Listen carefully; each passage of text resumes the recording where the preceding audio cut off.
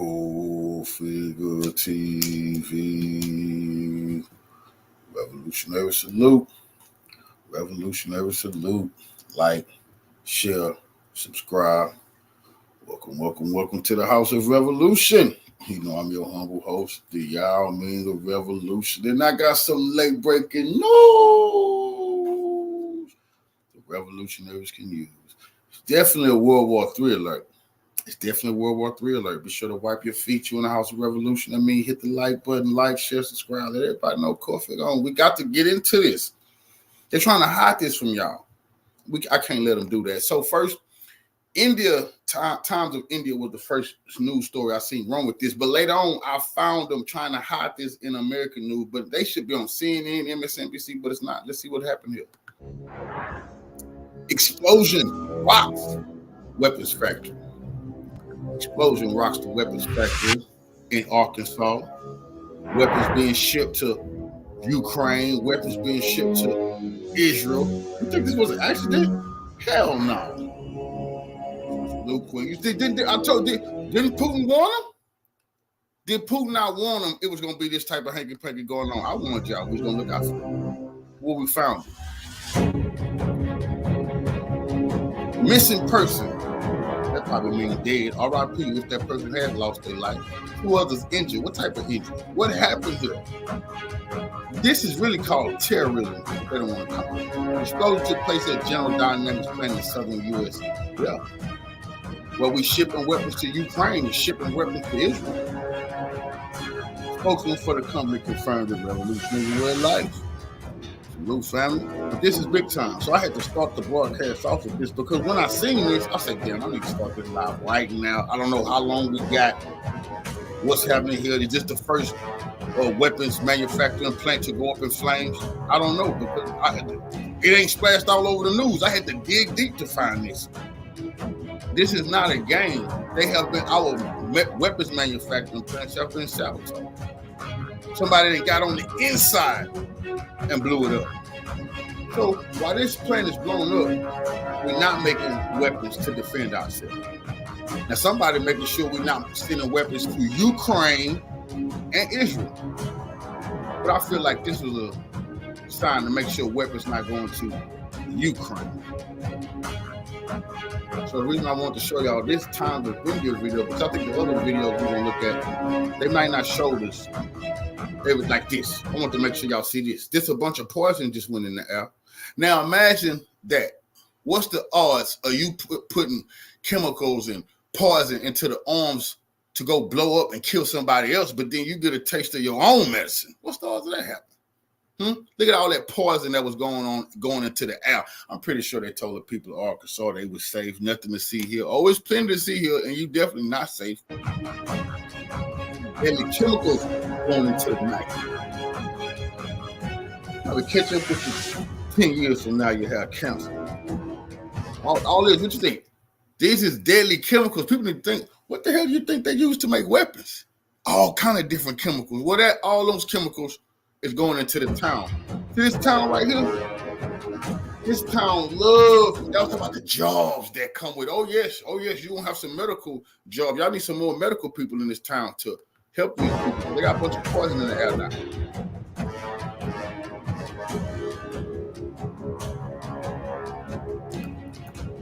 Oh yeah, see, they made all this type of stuff.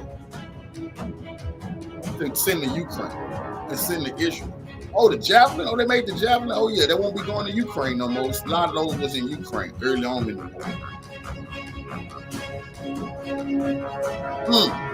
war. Bingo. There we go. See, this good detective work, Cultfigga. What is one of the most important things Ukraine will need right now? They dying of it. They starving of it. Russia has 10-1 on what? The 155 artillery shells. What's the probability that the thing Ukraine needs more than anything, the artillery shells, they got blew up today? We already can't keep up with the Russians, but now that this plant has blown up, your ass definitely grass. Oh, this definitely was sabotage. They should be saying terrorism on the news, but they don't want to scare the United States because we're not control of our borders, which we're not, thanks to Jim Crow Joe. We don't know who could have did this. Could have been China. They didn't want Taiwan getting these weapons. That's real talk. But I don't think it was Russian opportunity. Oh, look at that. The production has been boosted given the U.S. support to Ukraine. I'm telling you.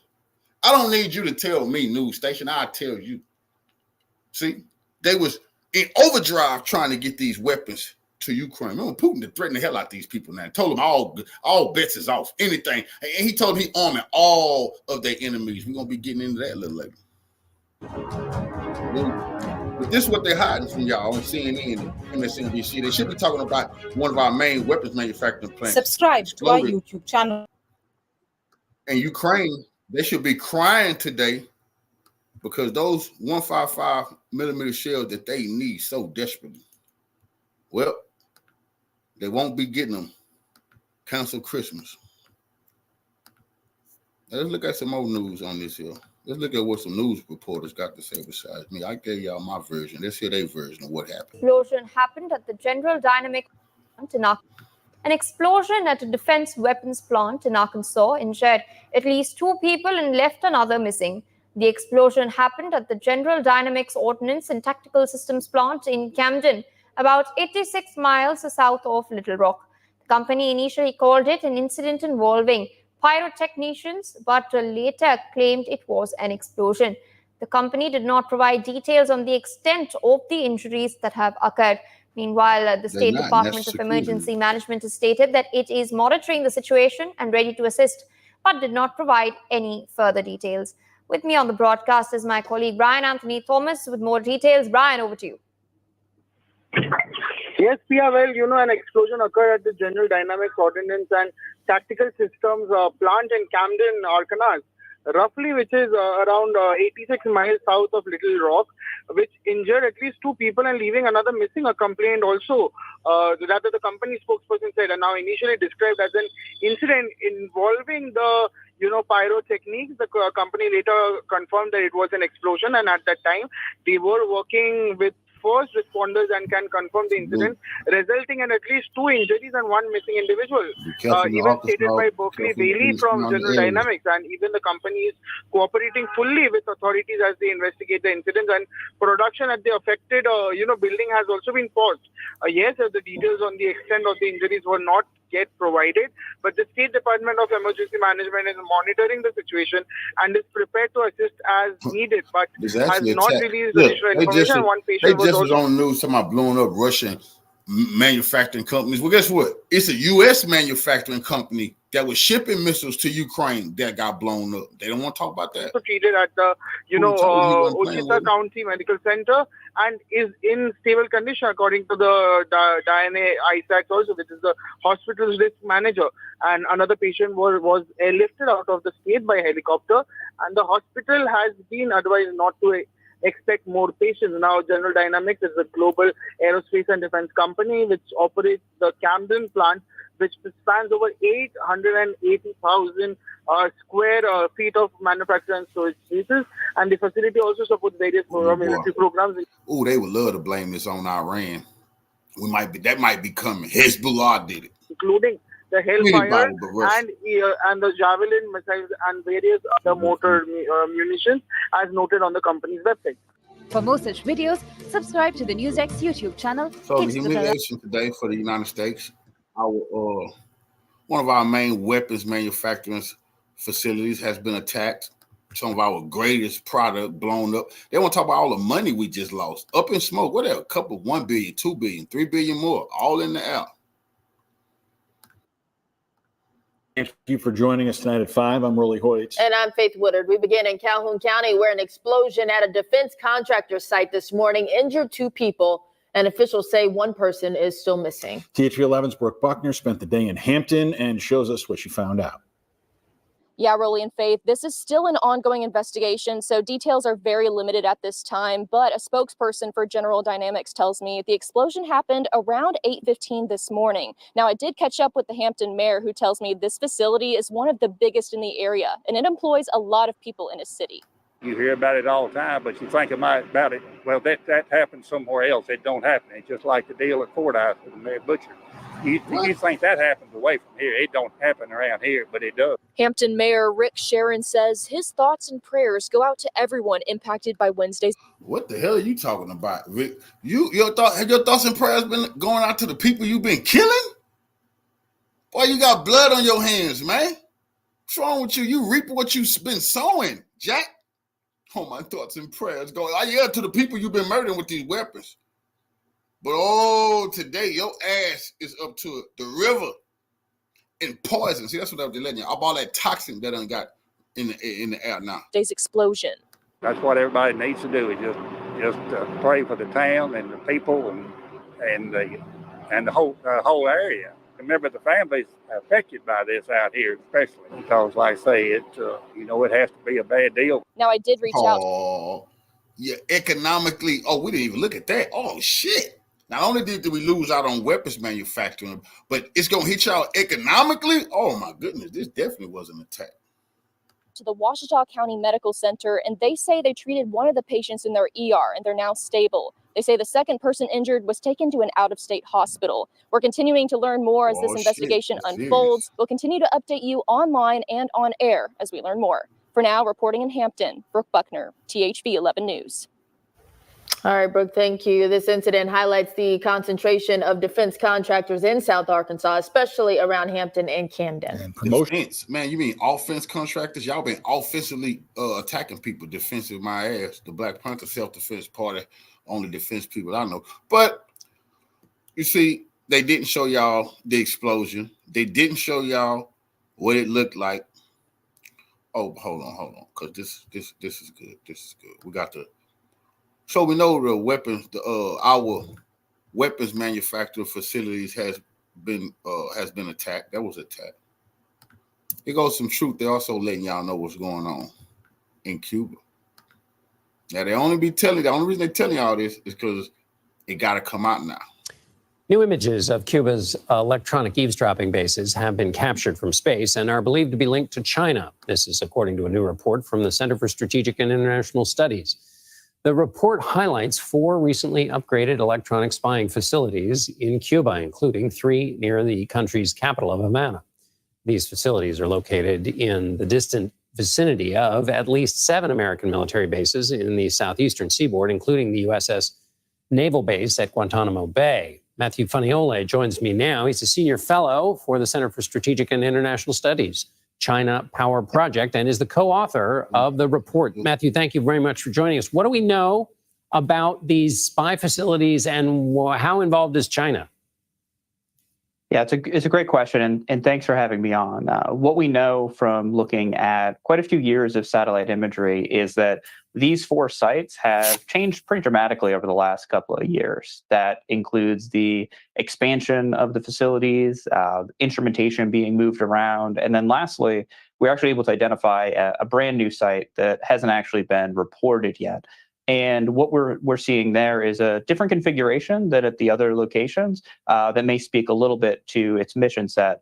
But overall, what we see is that there's a lot of change going on. There's expansion going on, and these are highly secretive and highly guarded facilities, which speaks to what they might be up to. And do we think that Cuba wouldn't have capacity on its own to stand up this kind of surveillance, and therefore it's got to be backed by China or somebody else? And backed by China, and could it be anybody other than China?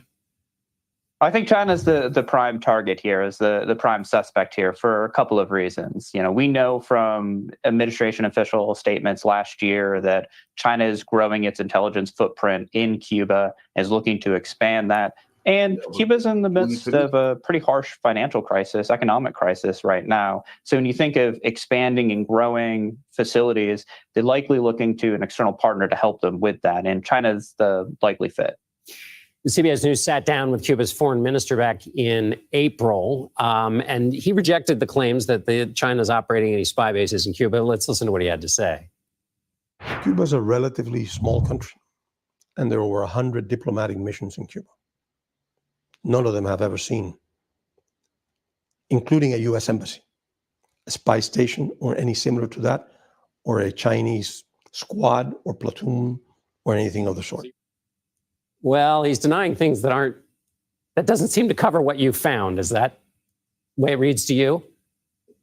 Well, I think there's a few things to kind of pick up on in there. I mean, one is that Cuba doesn't have much interest in revealing what it may or may not be doing at these facilities, especially if they have been set up, at least in part, to spy on the United States.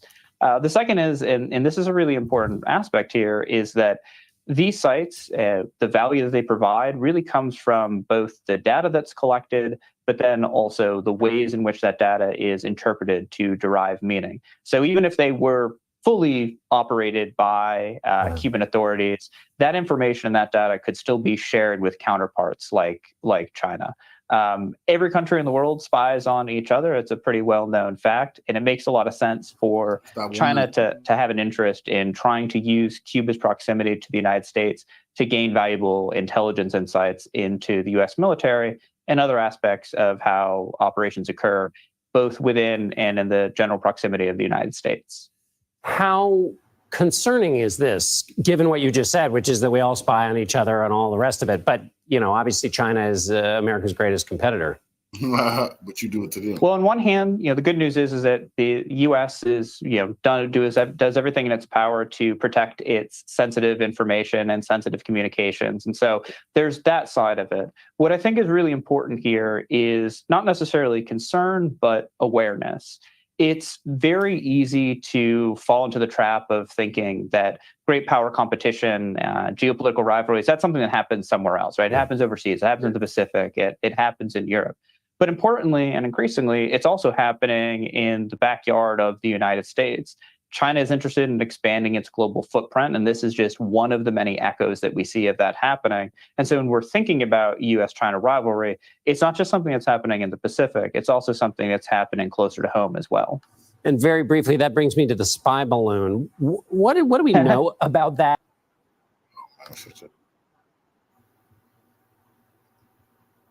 We don't have time for foolishness on here. This is a real program. I'm down about that fake ass balloon.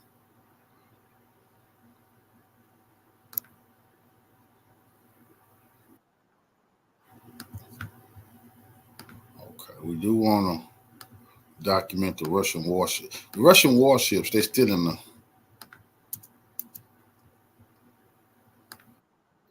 our coast. The Russian naval squadron arrived in Venezuela today. Now, some people say, oh, God, it's just 2 ships. What the hell could they be doing? Well, they could be taking on some of the latest, greatest weapons that Putin swore to deliver to anybody who said they was the enemy of the U.S. The U.S. been jumping up and down since then. Venezuela was their enemy. They've been trying to starve the Venezuelans out.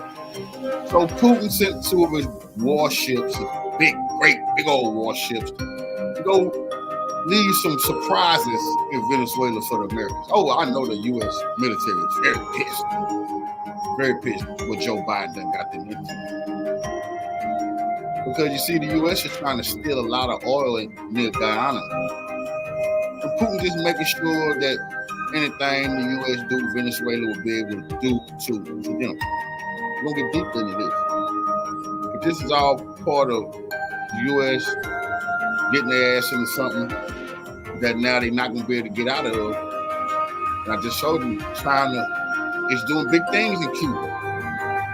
Big things, preparing Cuba. And just think, you see what Hamas can do on a small strip of territory when you build tunnels and all that type of shit. So now you look at these nations different now. They're like bases. Cuba is like a fortified base with the right weapons. Venezuela, like a fortified base with the right weapons. And the U.S. is going to be licking its wounds real soon, but they got themselves into it. By arming those Nazis in Ukraine. That was their mistake in 2001.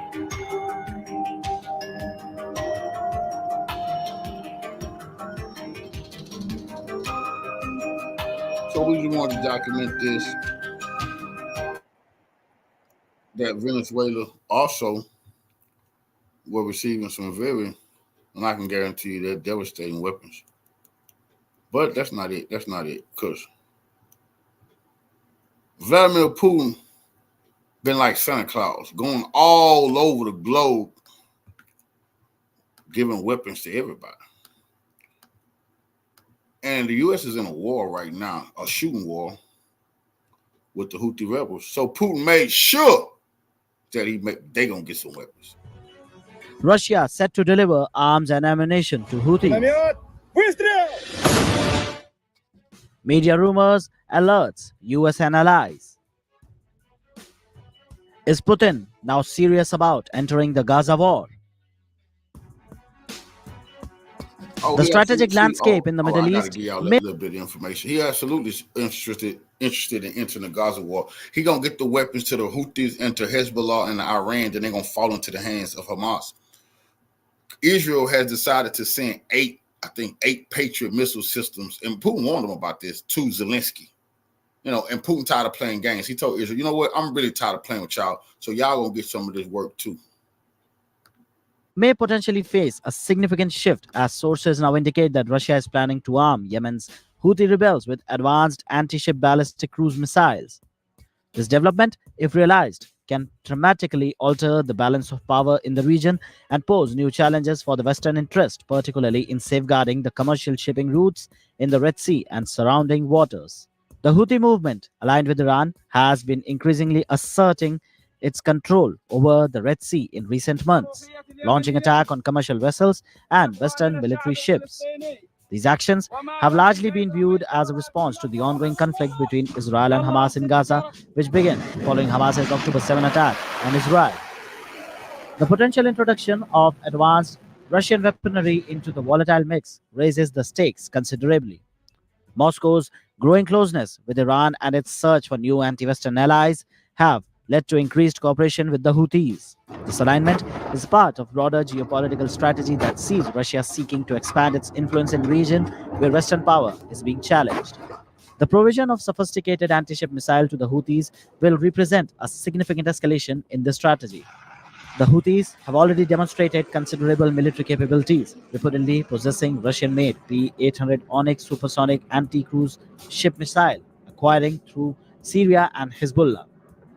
Unconfirmed reports now even suggest that group is possibly developing its own hypersonic missile technology. The addition of anti-ship ballistic cruise missile from Russia will substantially enhance their offensive capabilities, presenting a formidable threat to maritime traffic in critical waterways. This potential arm transfer has raised alarm among Western powers who are already struggling to protect their interest in the region. The situation is further complicated by the possibility of an escalation in the conflict between Israel and Hezbollah, which can deepen the military collaboration between Iran and Russia, indirectly bolstering the Houthis' position. US defense and intelligence officials are already concerned about the potential Israeli invasion of Lebanon, and now these reports are also coming in. Such a move will surely galvanize Iran's regional allies and solidify Tehran's military cooperation with Moscow.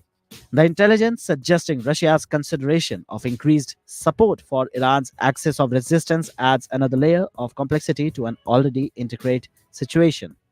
The potential provision of anti-ship cruise missile to the Houthis by Russia, as reported by a senior US official to Middle East Eye, marks a significant escalation in the ongoing power struggle in the region. If realized, this move will not only enhance the Houthis' military prowess, but also signal a deeper Russian involvement in the Middle Eastern affairs.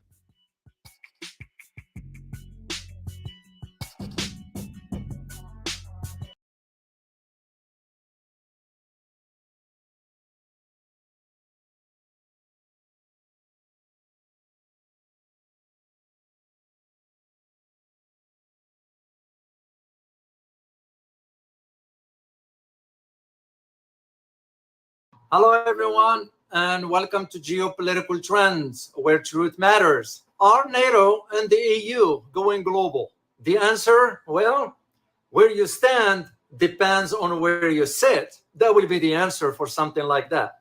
In this brief analysis, I delve into the historical context and the current geopolitical dynamics that could and will shape the future of our planet. The global political landscape is witnessing a profound transformation with significant implications for international security and stability.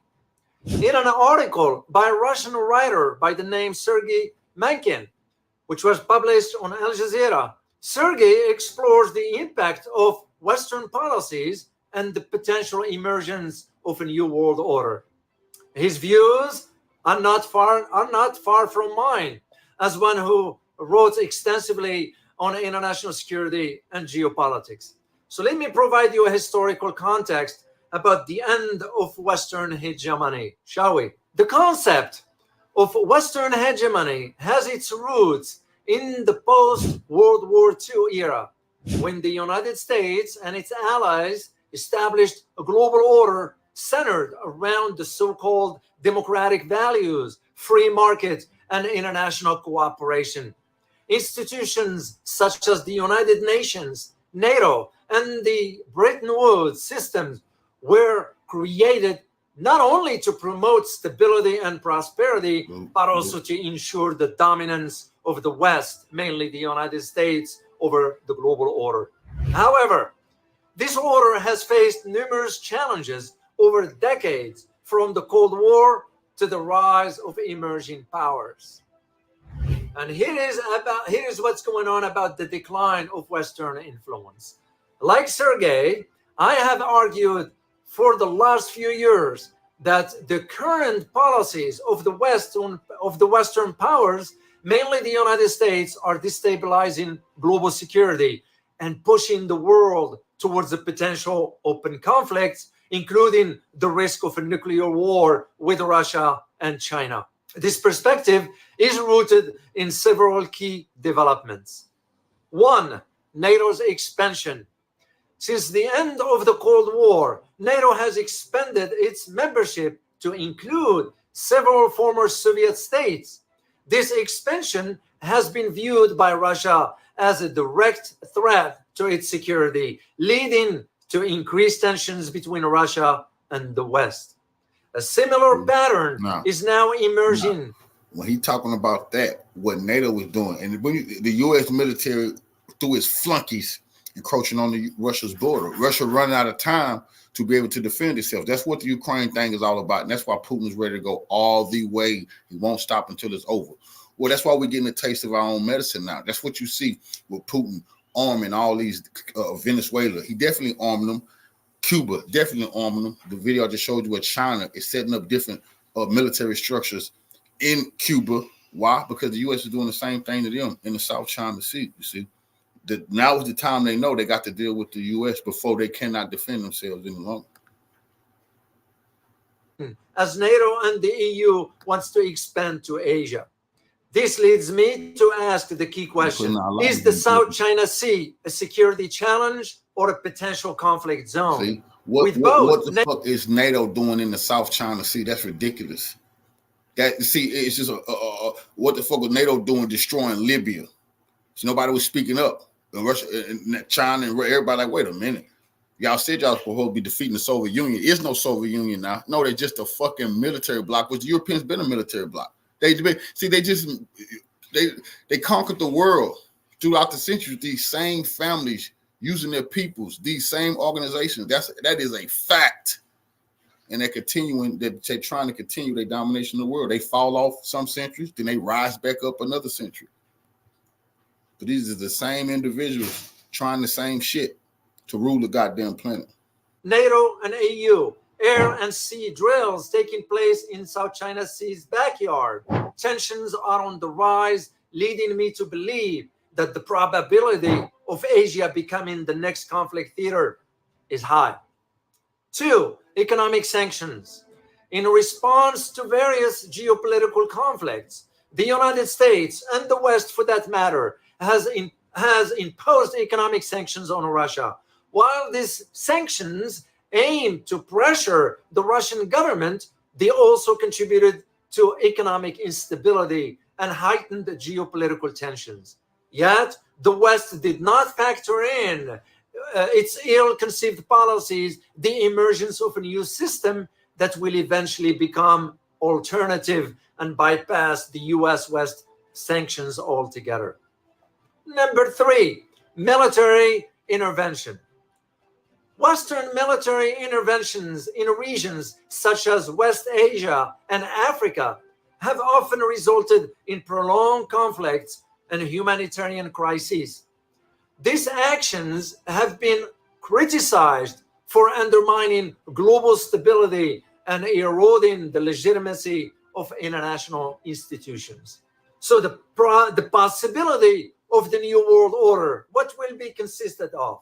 As argued in my Russia book, The Dynamics of Russia's Geopolitics, Remaking the Global Order, the possibility of Russia-China alliance could provide both countries the right platform on which to further their cooperation on all fronts, including the military. There is no certainty about what the global geopolitical landscape might look like in the next decade or so. With certainty, however, one can conclude that the Russia-China alliance will further contribute to a precipitous shift in the global order and further decline U.S. share of global power. One thing is sure, the shift in the global balance of power is already underway.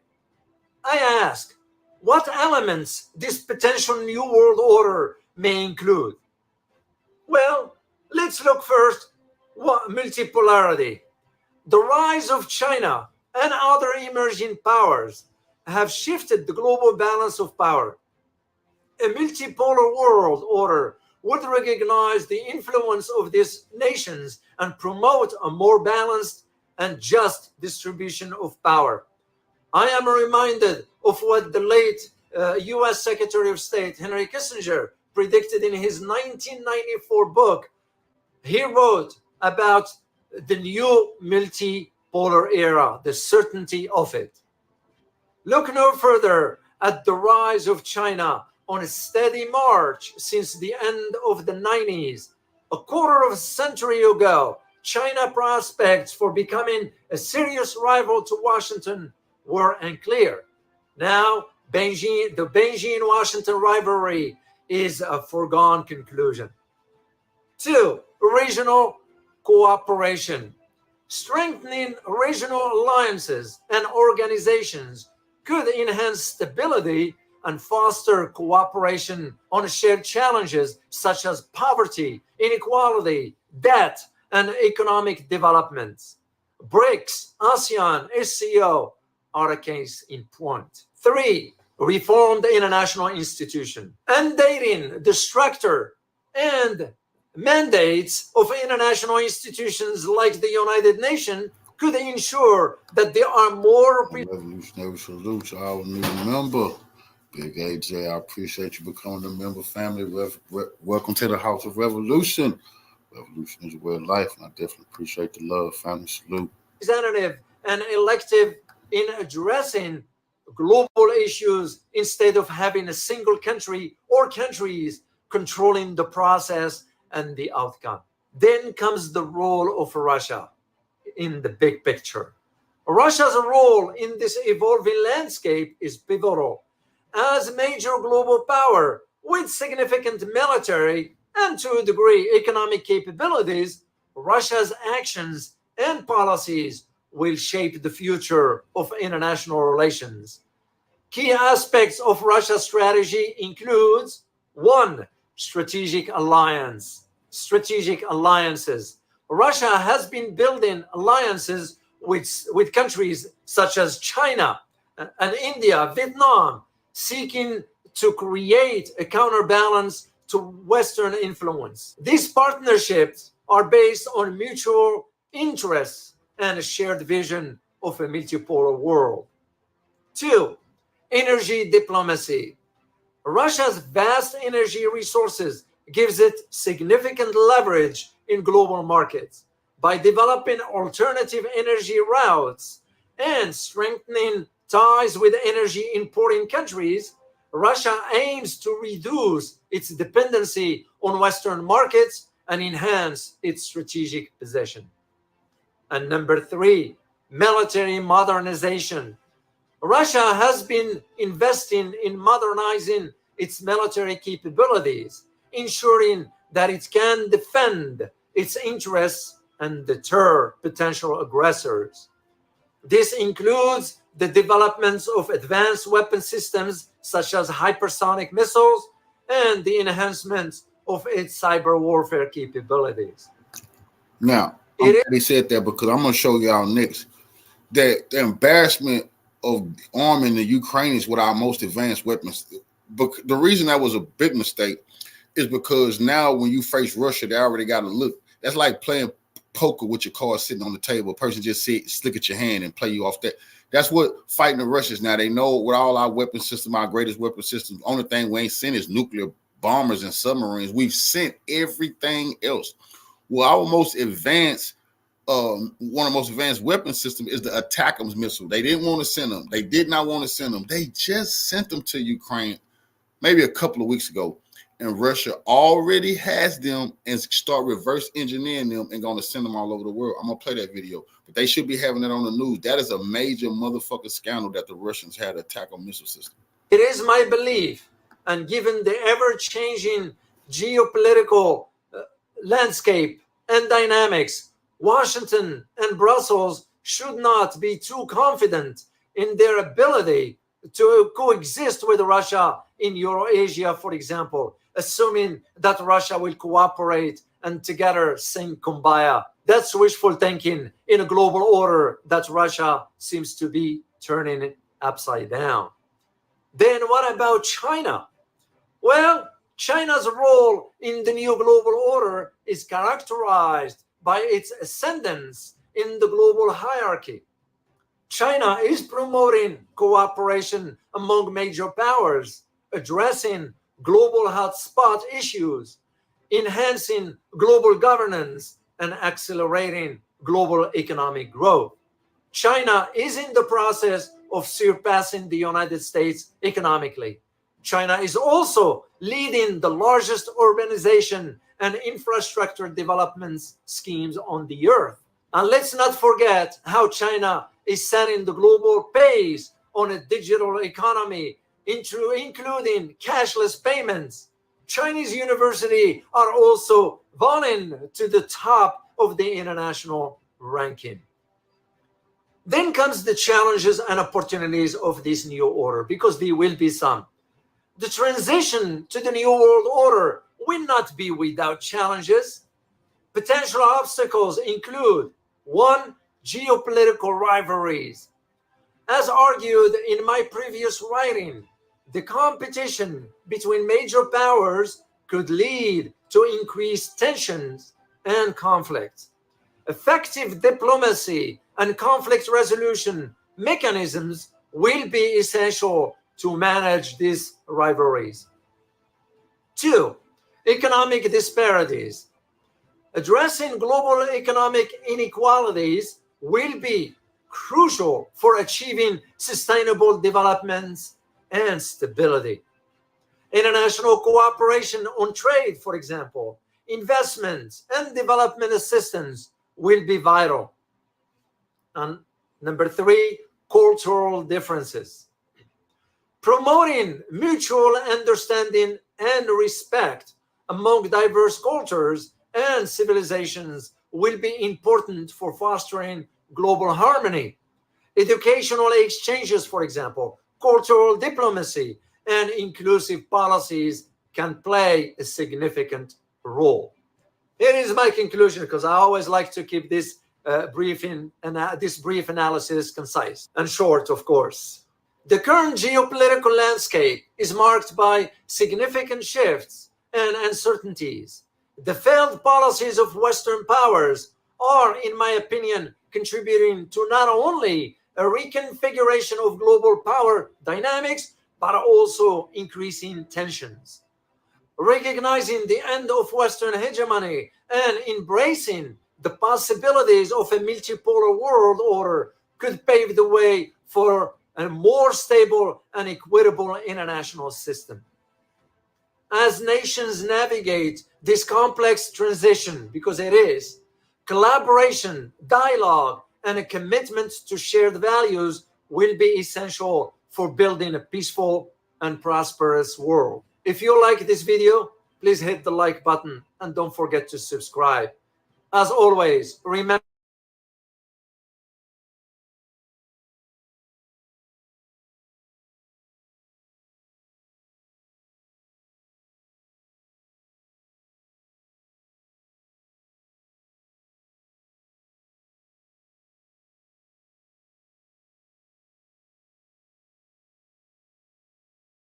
Let's go right to this. Ultimate humiliation. See, Joe Biden should be impeached just for this. This is something they don't want to put on the news because it'll be a scandal and he'll definitely lose. He already gonna lose, but he has to be out of there. He could be impeached for this. The fact that the Russians have now seized the Attacker missile, our most advanced missile, that we did not even want to send to the Ukrainians. Now, it's a well-known fact that the Ukrainians is selling all this shit on the black market. Well-known fact. So we don't know if the Russians actually captured this after they captured the Ukrainians, or did the Ukrainians, the most corrupt nation in Europe, just sell it to the Russians? Russian specialists have recently snagged the guidance and flight correction systems of the US-made ATACMS tactical. It's going to be real bad news for the U.S. if they fight the Russians and they try to use these attacking systems, because the Russians, they're going to be able to jam them immediately, and they're going to be able to zero in on where they came from and destroy the U.S. It's over for them if they use these missiles. A win in the Ukraine conflict. This allows Russia to dissect America's prized tech, likely boosting their own defensive and offensive strategies. The US keeps trying to counter Russia and showcase its military prowess, but it seems none of it is sticking. Russia has repeatedly shown the world that no flashy US military technology can truly outshine its own capabilities. Welcome to TFI Global, the antidote to mass delusion. Russian specialists recently scored a significant win by acquiring the guidance and flight correction system of the US-made ATACMS tactical ballistic missile. This little treasure trove of tech secrets could offer Russia some great insights into how these American toys work. The ATACMS missile boasts a dual guidance system, blending an inertial navigation and that's system. the prized possession of what the U.S. would use against China. That's what Taiwan would use. So just by Russia having this, it's over for the U.S. all over the battlefields. They got to come up with a new weapon. System, the GPS for precision strikes. This makes it more reliable than purely GPS-guided weapons. This feature helps ensure the missile reaches its target effectively. Imagine the shock when Russian forces realized they could potentially use these guidance systems to trace the launches used in Ukrainian attacks. It's like getting the keys to the kingdom. With the ATACMS guidance system in their possession, Russian designers have a golden opportunity to dive deep into its technological intricacies. Gaining access to the guidance module. Revolutionary salute to our brother Big AJ for the donation to the war chest. Revolution is a way of life. Definitely appreciate the love, family. Salute. From the US Lockheed Martin Army Tactical Missile System, or ATACMS, is a massive leap. The missile's capabilities are now an open book for Russian designers. The United States started supplying these ballistic missiles to Ukraine in late 2023, and in April, Ukraine received a longer-range version, which has been used in attacks against Russian targets. Retired Russian Army Colonel and military analyst Viktor Litvokin noted that Russian designers would analyze the data to understand the missile's flight characteristics, guidance mechanisms, and target acquisition process. This analysis will reveal whether the ATACMS is guided by GPS, satellites, or heavy drones, shedding light on the missile's technological dependencies. The analysis will also uncover... They've already seized the German Leopard, the U.S. Abrams, the British Challenger. I mean, they've already seized NATO's great battle tanks in this war. They've already seized their artillery systems. I mean, this is the humiliation is so bad for NATO, because now Russia is going to reproduce, reverse engineer all of those weapon systems, hand those weapon systems out to its allies all over the world, which will know how to defeat these NATO systems even easier now. See, that's what they don't want to tell their populations. Not only did they waste our money, they done made it very dangerous to even use these weapons against our enemies because the Battle of Ukraine. The missile's weaknesses and strengths, including the composition of its engine fuel, solid propellants, and the functionality of its rudders. Understanding how the missile determines its orientation and navigates to its target will be a key focus, providing insights into its operational mechanics. With this newfound info, Russian specialists will offer recommendations on how to intercept the missile more effectively using anti-aircraft missile systems and electronic warfare tactics. By studying the ATACMS, Russian experts hope to find ways to jam the missile's communications and disrupt its GPS systems, enhancing their EW capabilities. The information could be used to inform the Russian Ministry of Defense, MOD, on which systems to deploy to counteract ATACMS missiles, potentially neutralizing their effectiveness. Understanding the missile's guidance system might enable Russian forces to identify launch areas and missile locations more quickly, improving their defensive responses.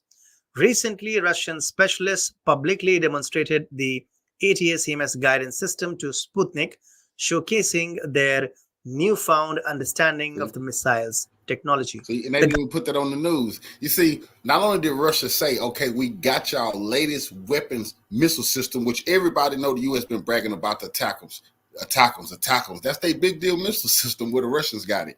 So if they would have just said they had it, the U.S. would have said they liars, Putin's a pathological liar. So they put it on TV and did a whole interview.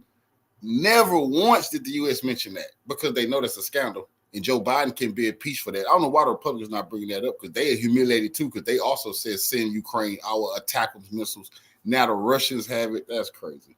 The guidance system includes 3 ring laser gyroscopes and a GPS module, providing valuable data on the missile's operational parameters. Now, Russian experts have the opportunity to study the ATACMS weapon system along its entire flight path, offering a comprehensive understanding of its capabilities.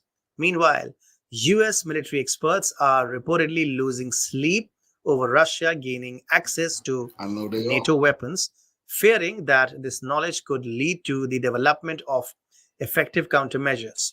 Russian military experts believe that gaining access to the ATACMS system sends a clear message. Western military technology is no longer a mystery, and Russia is continually finding ways to counter it. The ability to effectively counter Western military technology will showcase Russia's technological prowess. The analysis of ATACMS could bolster the effectiveness of Russian systems like the Iskander-M missile system, providing a competitive edge in missile technology. The retired colonel concluded that this development signals to the entire world, not just the West, that Western weapons are no match for Russian arms, asserting the superiority of Russian military technology over its Western counterparts. The US should rethink their strategy of underestimating Russian ingenuity. The message is clear. Russia is ready to outsmart the West at its own game, and the irony is almost too perfect.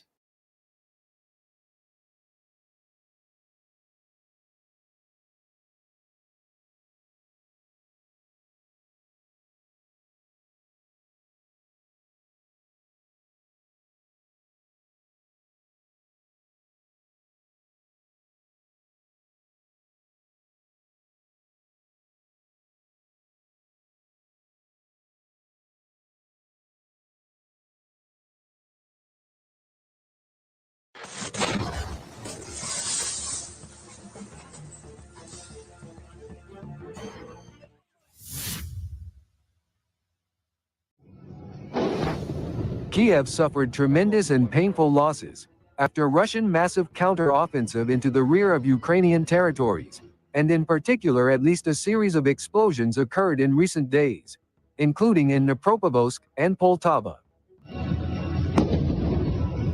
On July 4, 2024, the Russian Ministry of Defense released footage of the attack unusually in the aircraft parking area at Dolzhentsevo Airport in Kryvyi Rog, Dnipropetrovsk region. The tactical missile Iskander again arrived at the same attack site some time ago, at the base of the Air Force of the Armed Forces of Ukraine.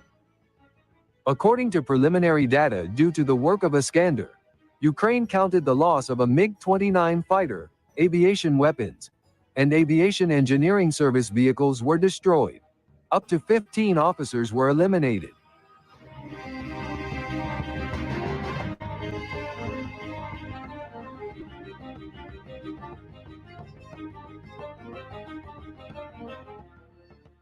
In the same region, images of Russian joint attack with missiles and drones hitting the main enterprise of Ukrainian defense industry, Yuzhmash, and its surroundings in Dnipropetrovsk on the morning of July 3rd. As usual, Ukrainian air defense system did not work on the field when a missile entering with precision and blew up the factory, which produces unmanned aerial vehicles, rocket-launched vehicles, and liquid fuel missiles.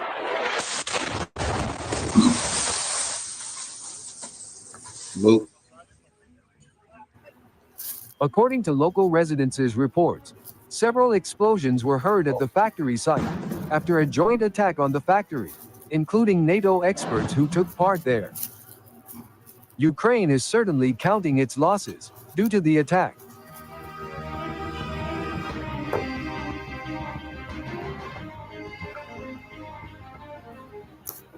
On that day in Poltava region, the Russian armed forces also carried out a missile attack, which hit the Mirgorod air base.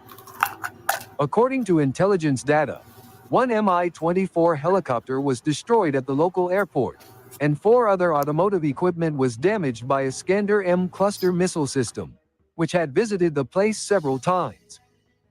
Up to 20 specialists, including engineers, technicians, and pilots, were removed.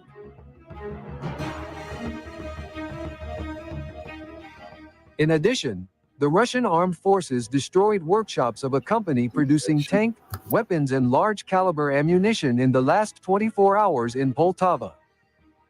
Yesterday, Poltava authorities said there had been an attack on an object in the region, and tanks containing fuel sent for the needs of several large groups of the armed forces of Ukraine were hit by a missile attack on July 3rd. Russian X-59 missile hit its target, destroying a pumping station and setting fire to a pipe alongside one of the tanks. Currently, the tanks are still burning, and this was confirmed by the Ministry of Energy of Ukraine. The main aim of the attack was to eliminate the capabilities of Ukrainian forces, which were attempting to launch attacks into Russian territory, Russian military reported.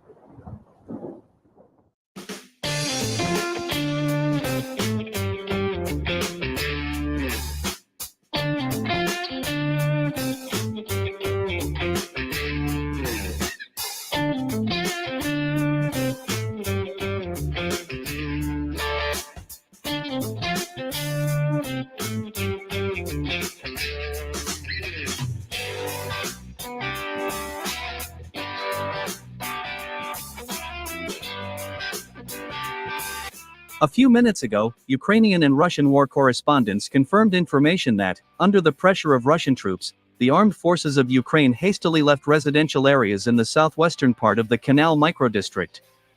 Surprisingly, the advance of the Russian army in the Canal microdistrict is also confirmed by Ukrainian telegram channels, citing their own sources in the Ukrainian military department.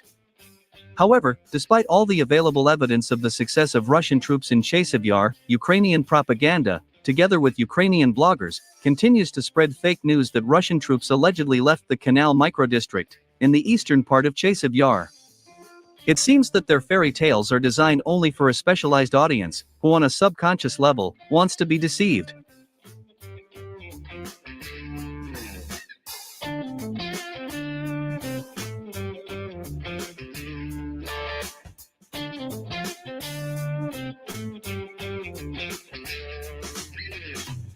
commenting on the advance of Russian troops in the Canal microdistrict, in a westerly direction, Ukrainian telegram channels stated that this was made possible thanks to the superiority of the Russian army in artillery, manpower, and combat aviation, which continues to use guided aerial bombs of the Fab family against the positions of the armed forces of Ukraine in non-stop mode. The commander-in-chief of the armed forces of Ukraine, General Sersky, is making every effort to stop the advance of Russian troops in Chasiv Yar. Despite the fact that at the moment, the main forces of the Ukrainian army, including reserves, are concentrated in the Kharkiv direction of the front, General Sersky and his NATO military advisors also continue to send well-armed brigades of the armed forces of Ukraine to Chasiv Yar from the Zaporizhia and Kherson directions of the front. In addition, there are also foreign mercenaries from the so-called Foreign Legion in Chasiv Yar, who are fighting shoulder to shoulder with Ukrainian nationalists against the Russian army.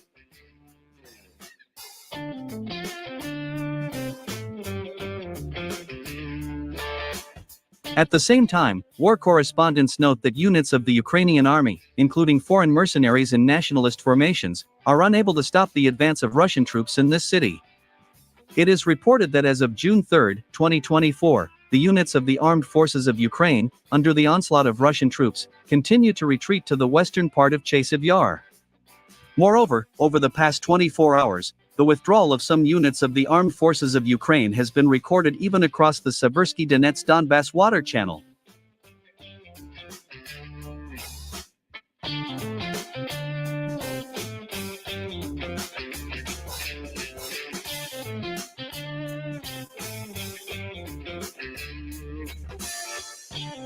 However, the Ukrainian nationalists from the Kraken regiment, who were considered the most motivated and combat-ready in Chasiv Yar, decided not to join the partially retreating units of the armed forces of Ukraine.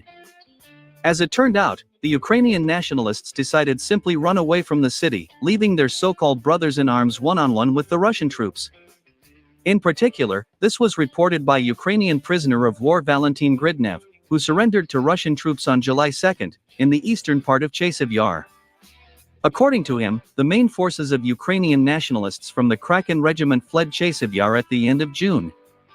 Moreover, the Ukrainian prisoner of war also added that only newly mobilized Ukrainian soldiers are being massively killed in Chasiv Yar, who continue to be held on the first line of defense, while foreign mercenaries, elite brigades of the armed forces of Ukraine, and nationalists, are retreating to the western direction of the city.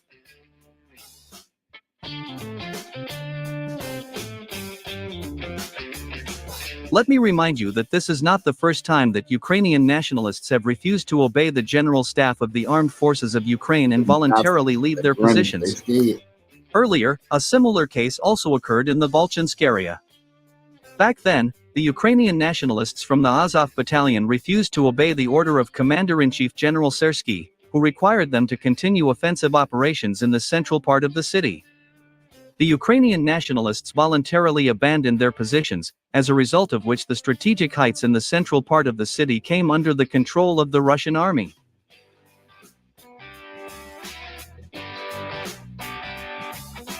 Moreover, the commander of the Spartan Battalion, an ardent nationalist, Lieutenant Colonel Alexander Bukatar, admitted in an interview with journalists that he also disobeyed the order of the Commander-in-Chief of the Armed Forces of Ukraine, when he was ordered to go to the Lipsy area with his battalion. Lieutenant Colonel Alexander Bukatar explained his refusal to obey the order by saying that he did not want his battalion to be destroyed in Lipsy by Russian-guided aerial bombs of the Fab family.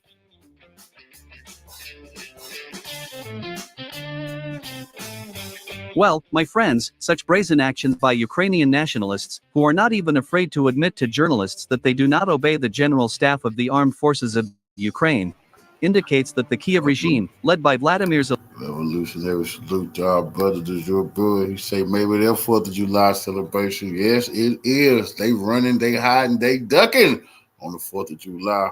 Appreciate the donation to the War Chest Family. Revolution is way of life. I appreciate the love. Salute. Zelensky has finally lost control over all nationalist formations in Ukraine.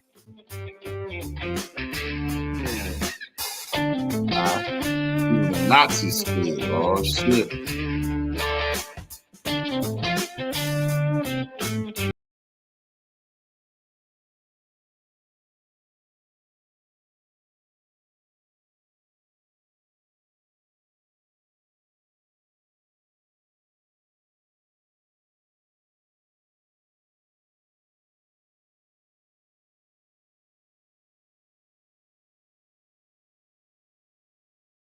told that Ukraine will not join NATO because Ukraine is too corrupt.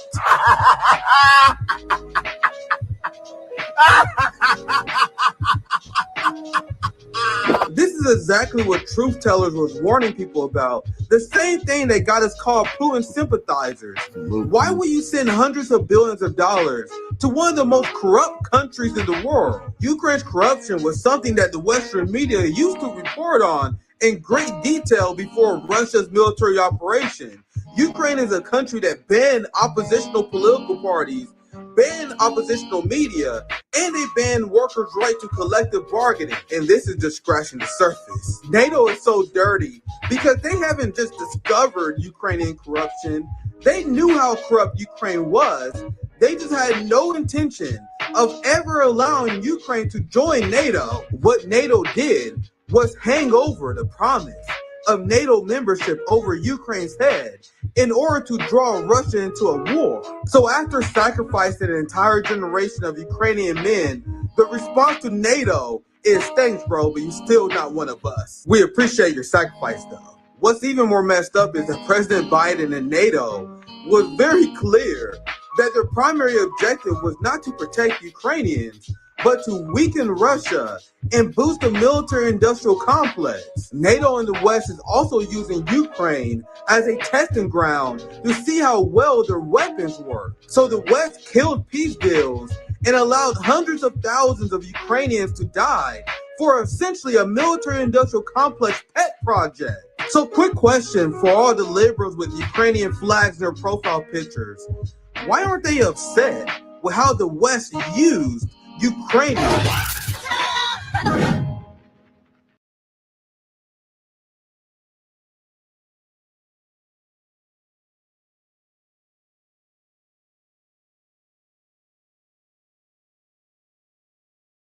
Salute, family.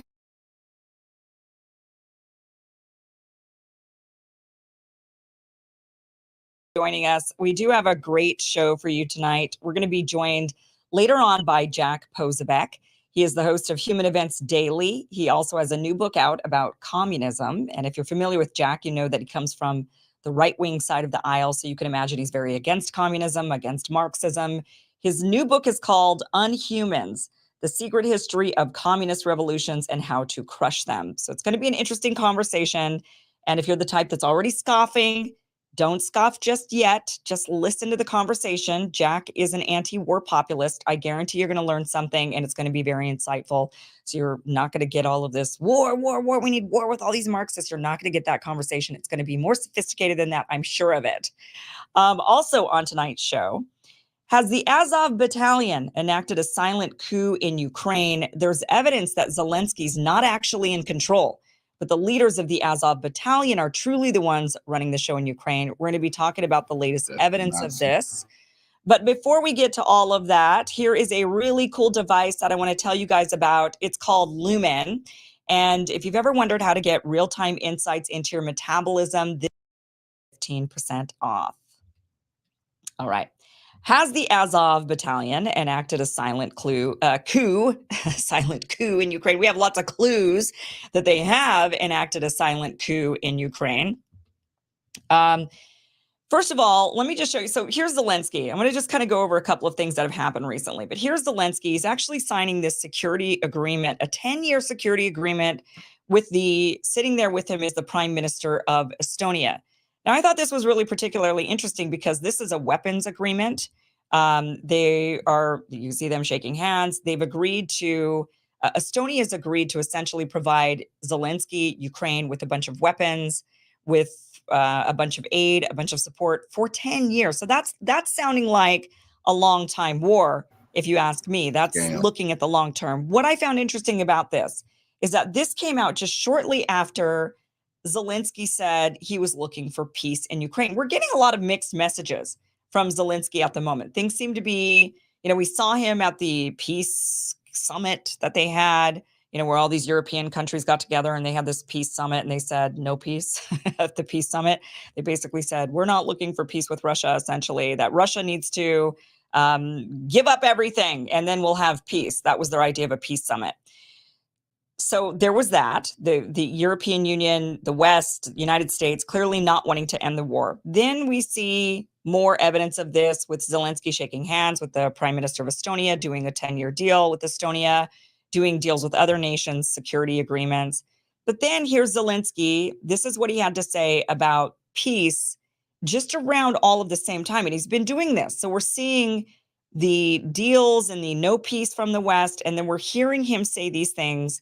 But then we're going to get to where the Azov battalion comes in. But here's Zelensky talking about looking for a peace agreement. We have to find and to prepare this plan and to put this plan on the table during months. We don't have too much time because we have a lot of wounded and dead people on the battlefield and through civilians. That's why we don't want to have this war during years. So that's why we want to prepare this joint plan, put it on the table to the second peace summit. Okay, so the second peace summit, the first one didn't go so well. They basically said no peace for Zelensky, no peace for Europe. I mean, no peace for Ukraine. We just want to keep this going. So he's saying we want to get something together. We have a lot of dead people and we need something for the next peace summit. So maybe he's kind of seeming like growing some balls against the West, saying we got to actually end this. We have dead bodies and you guys aren't willing to throw your bodies into the war. So we're going to have to come to some agreement. But here's where the Azov battalion comes in. So here is the story from BBC. This just came out only last week. Zelensky sacks top general accused of incompetence. Now, why did Zelensky sack this general? Because the head of Azov battalion told him to. That's interesting. Ukrainian President Volodymyr Zelensky has dismissed a top general after public criticism about excessive casualties and accusations of incompetence. Mr. Zelensky did not give a reason for his decision, which he announced during his nightly video address on Monday. So he didn't say anything. Why did they do it? But only hours before, the chief of staff of the Azov Brigade, Maj Bohdan Kroytevich, filed a complaint to the State Bureau of Investigation alleging that General Sotol had more Ukrainian soldiers killed than any Russian general. Maj Kroytevich wrote on Telegram that General Sotol was not being investigated for the loss of regions and dozens of cities and the loss of thousands of soldiers. It says, quote, sometimes it seems to me that the world sends us scum to fight against in order to unite us. And the whole military understands who I'm talking about because 99% of the military hate him for what he does. Maj Kroytevich post on Telegram was viewed over 800,000 times. He later praised the appointment of General Hanatov, saying that he's a very worthy officer. So there you've got a Azov battalion commander, the head of Azov battalion, as they said, right? He is the chief of staff of the Azov brigade, criticizing the general. And then within hours, Zelensky gets rid of the guy, doesn't even say why. He doesn't want to say, well, because the Azov battalion told me to. So that right there, that's already a pretty glaring, or I'd say it's an alarming development that if the Azov brigade, which is known for having hyper-nationalist, extreme, Nazi-like ideology, very brutal battalion, if they can just make a criticism and then suddenly the guy's gone, that's alarming. Who's really truly in charge of the military? Is it Zelensky or is it Azov battalion? That would point to evidence that would be the Azov battalion, but that's not the only evidence we have. Instead, we also have this article that just came out then yesterday. What will happen to Zelensky if he stops the war along the front lines? We have translated this. This was originally in, this is a Ukrainian news organization that publishes in both Russian and Ukrainian. We've translated it to English. And this is the article. He says, in connection with the latest statements by President Volodymyr Zelensky, which can be interpreted as readiness to stop the war along the front line. So that's what I just showed you. And this isn't the only statement that Zelensky's made about maybe we should come to peace. Maybe we should have some sort of a plan here. He's kind of done this back and forth thing where he's, like I said, goes and meets with the Europeans and says, okay, I guess we'll keep the war going forever. But then he makes these kind of one-off statements. So there's some question about which direction Zelensky's headed in. So in connection with these latest statements, which can be interpreted as readiness to stop the war along the front line, the question has arisen of how Ukrainian society will perceive this option. Now, who's in Ukrainian society? Azov Battalion. Quite often, one can hear the point of view that if Zelensky refuses to demand the return of the 1991 borders as a condition for ending the war, he will be kicked out of power, either by a new maiden or by a rebellion of patriotic soldiers, or in elections if the war does end, which they're not having elections. They probably won't have elections. My guess is there would be, in that point, and not a silent military coup like what seems to be happening now, but instead an actual military coup would happen, and Azov Battalion would grasp onto power. And that is really clear with these two pieces of evidence that are quite, you might think, oh, it's just two pieces of these are pretty big pieces of evidence. Yesterday, so here's where more evidence. Yesterday, the chief of staff of Azov, Kroichevich, same guy, spoke on the topic. This is what the chief of staff of Azov had to say. He says, no peace without victory. There is only one victory, not a single Russian soldier on the territory of Ukraine. So hardline, Russia's got to go. We want to take back Crimea. We want the Donbass back. I mean, we all know that this isn't going to happen, but this is what the Azov Battalion chief of staff is saying. No peace without victory. There's only one victory, not a single Russian soldier on the territory of Ukraine. We will not leave this war to our descendants, and you will not leave it either, because if you try, it will be bad. Wow, so he's threatening Zelensky. Both for you and for them, he says.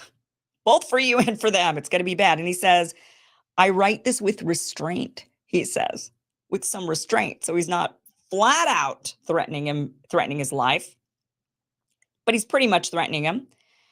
And he says, don't even think about it. He says, literally, if this is a breakthrough, don't even think about it. I write this with restraint.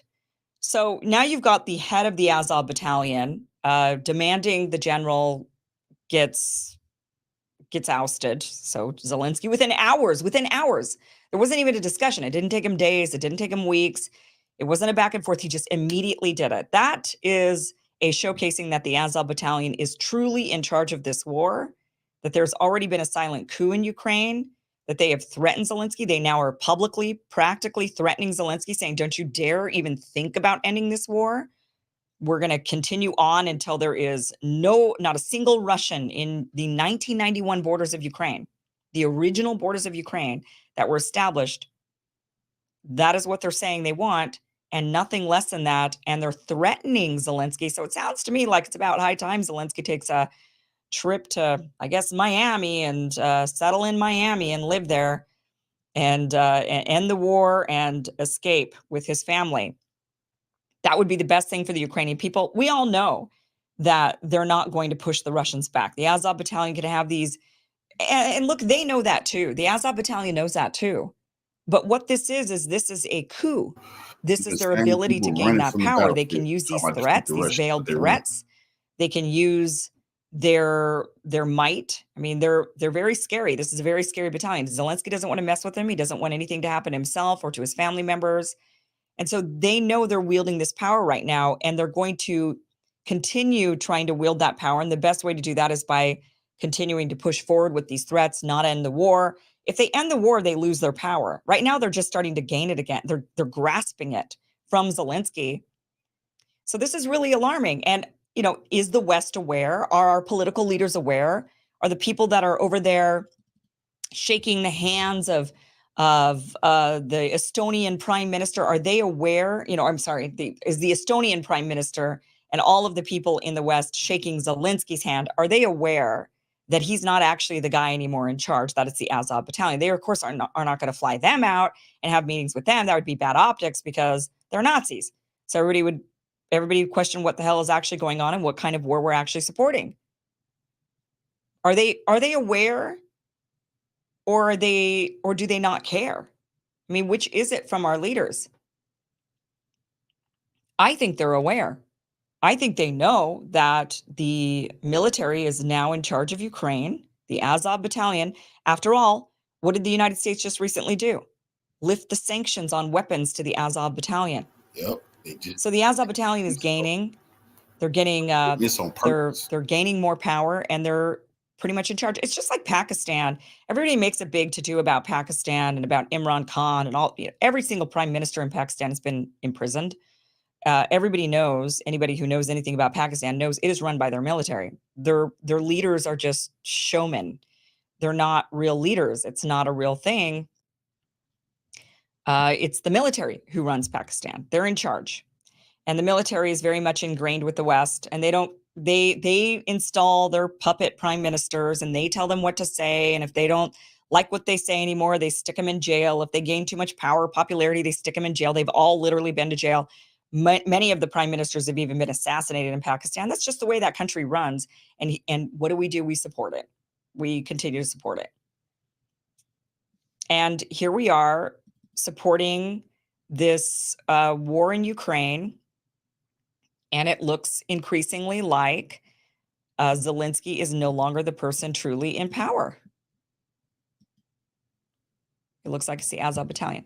So that's the evidence there. The big question, I think, for all of us is whether or not our government actually knows about this. And if they do, just like with arming the moderates in the Middle East, when they go and they give these moderate terrorist organizations weapons and they say, but they're the moderates, they're not the bad guys. And then they turn into what? The bad guys. Sure enough, inevitably.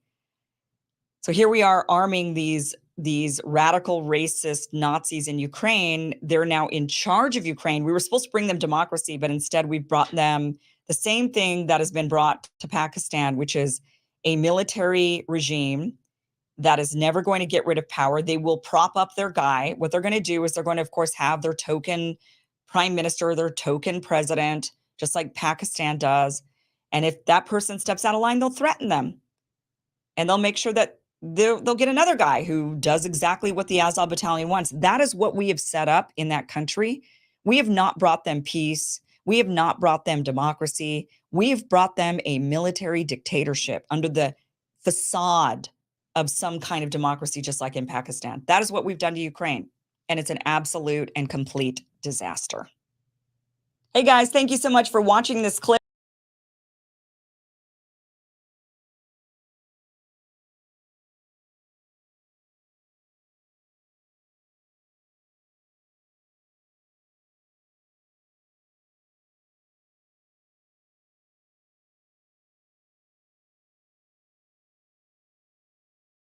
To fight on 7 different fronts. We can run the tape in a few minutes. The Wall Street Journal reported just as we were coming on air that the Israeli government has stolen more land in the West Bank in the first 6 months of 2024 than at any time since the Oslo Accords were signed in '93, by which Israel, the United States, and the Palestinian Authority agreed that the West Bank would be Palestinian. Dr. Gilbert Doctorow, who, though he's an expert on Russia, told us this morning that because of his own personal behavior, Prime Minister Netanyahu, in Dr. Doctorow's opinion, might be the final prime minister of Israel. How do you grasp all this, Colonel? It's a long question for which I apologize. Well, first of all, let's keep in mind that we're really not discussing anything new. I think most of us have finally come to the conclusion that whatever happened on 7 October, and I'm still not convinced that that was not allowed to happen for reasons that we've already mentioned in the past, that the decision then to attack had very little to do with what happened on the 7th of October and everything to do with a long-term strategic plan to begin the process of ethnically cleansing, expelling, or murdering, whatever you want to call it, the Arabs in Gaza and ultimately the Arabs on the West Bank. And I think that's very clearly the case. He judged, and I think for the reasons that we've discussed already, particularly his control over the Congress, his control ultimately of the White House and of U.S. foreign and defense policy, that Israel was prepared to execute this long-term strategic plan now, and this was the ideal time to do it. Now, it hasn't worked out very well, as we all know. Gaza is hardly conquered. The Israeli Defense Force on the ground has taken very serious casualties. I'm told there are over 70,000 seriously injured Israeli soldiers. When I say serious, I'm talking about amputees, terrible wounds in Israeli hospitals. They don't admit to it, but there are at least 5,000 killed in action and maybe a lot more, but we have no way of knowing because no one really tells the truth about casualties during wartime. So the Israeli Defense Force is in terrible condition.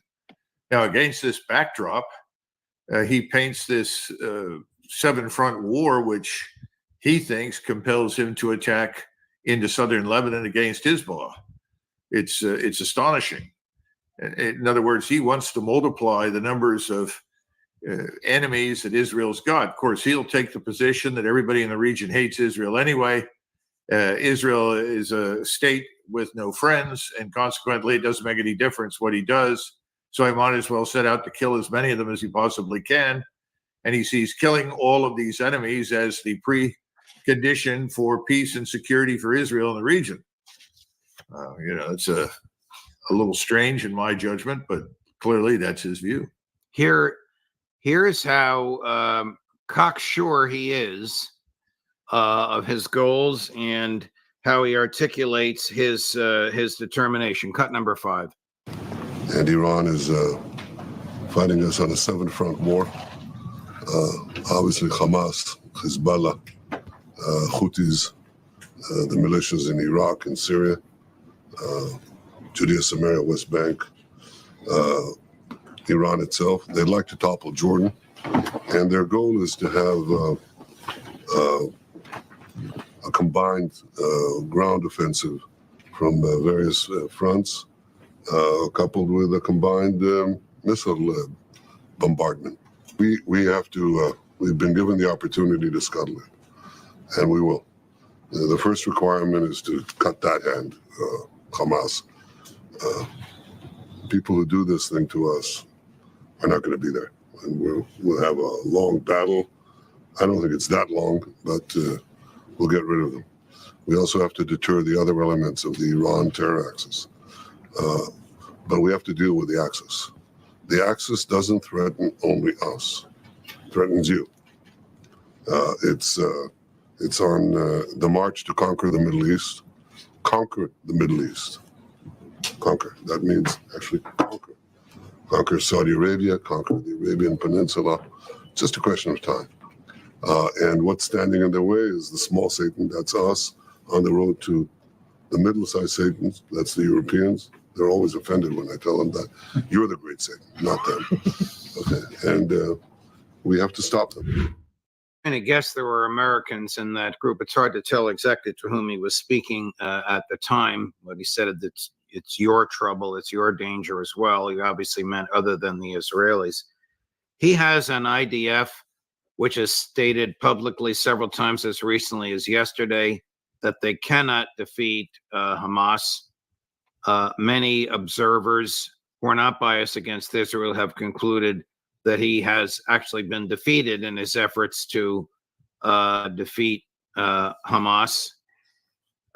Is there any evidence that Iran wants to conquer Saudi Arabia? Does he know what he's talking about, Colonel?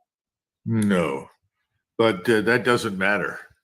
This is his best opportunity to ultimately drag the United States into war on behalf of Israel. And he's got enormous support. We've thoroughly demonized Iran in this country to the point where the average American hears Iran and thinks, oh, it's a terrible terrorist state committing atrocities everywhere. So he's banking on the ability to bring us into this conflict. You know, on a strategic level, one of the things that the British Empire practiced very successfully until 1914 was a strategy called economy of enemies. The British, until they were stupid enough to enter the First World War, practiced this to the point where they were able to isolate almost every major enemy they fought and build alliances. Unfortunately, Israel has no alliances and no friends and no support anymore in the region. No one, Sunni or Shia, makes no difference, is interested in helping Israel do what it's doing. So his only hope is the United States, obviously, the British will probably tag along with us if we end up doing it. But that's his best shot, his best hope. And that's where he stands. And this notion of conquest, the only people that are judged as being embarked on conquest are the Israelis. And increasingly, the Muslims in the region have decided that Israel is waging a war against the House of Islam in an attempt to establish unambiguous Jewish military, political, economic hegemony in the Middle East. And we are committed to supporting that and establishing that condition. Sonia, can you put up the full screen, please? This was reported very recently. U.S. sends amphibious assault ship to show support for Israel amid Lebanon tensions. The U.S. has deployed an amphibious assault ship to the Middle East to demonstrate support for Israel amid soaring tensions on the Lebanon-Israeli border, according to the Associated Press. What does this mean? What is an amphibious assault ship just sitting there in the water going to accomplish? Well, you've got about 1,100 Marines that you can commit to going ashore. They are obviously not going to add very much to the force that may have to fight Hezbollah on the ground. Remember, they're also there to provide support for evacuation of U.S. and other foreign nationals that may have to get out of a particular area. They've been to Lebanon before. And they do have aircraft. They have a number of fighter aircraft and helicopters. So this is a demonstration of support by the United States. And remember, they're not alone. They're going to be accompanied by a carrier battle group. So that's a pretty substantial force. It's limited what it can do ashore on the ground, but the combination of air and naval power is pretty substantial and can do a lot of damage. And they would be there to support the Israelis and engage in attacks against Hezbollah if Israel does, in fact, attack into southern Lebanon, which I think they probably will. Do they actually believe they can defeat Hezbollah even with the support of American air and naval power, in light of how poorly they did against Hamas and in light of what happened to them the last time they went up against Hezbollah? Yes, I think they do. Now, if you go back to the Israel Defense Force only, they have actually run simulations. I'm talking about the Israelis. And they know that taking on both Hamas and Gaza at the same time as they take on Hezbollah is extremely difficult, if not dangerous, and won't produce outright victory by any stretch of the imagination. Remember, their view is that if they don't win, they lose. And the Arab view is if we're still here and we're not destroyed, we win. So it's kind of a different set of circumstances.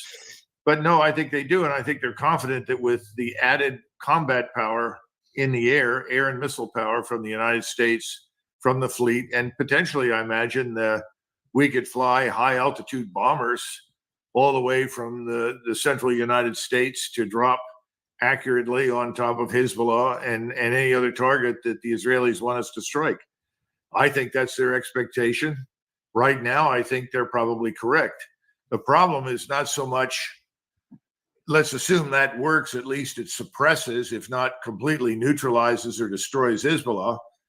But how do you separate all of this from an Iranian war against Israel that will break out in support of Hezbollah? And then how do you prevent war with Iran not involving other actors, not the least of which will be Russia? And I would say the Chinese, who have a very, very strong interest in keeping the Straits of Hormuz open because they depend on it for huge quantities of energy, gas and oil. Colonel, are you of the view that the IDF is exhausted and begging for a break, and Netanyahu can't afford politically to give them that break? Well, I don't know that they're begging, but yes, they would like a pause, and they've had a longer pause than originally planned. We really thought that the IDF would have already attacked into southern Lebanon by now. They haven't. So it indicates that they have been given longer to prepare to reorganize and reorient to the north. I don't think there is a serious strategic re-examination of where they really are. I don't think there's a willingness to examine their strengths and weaknesses.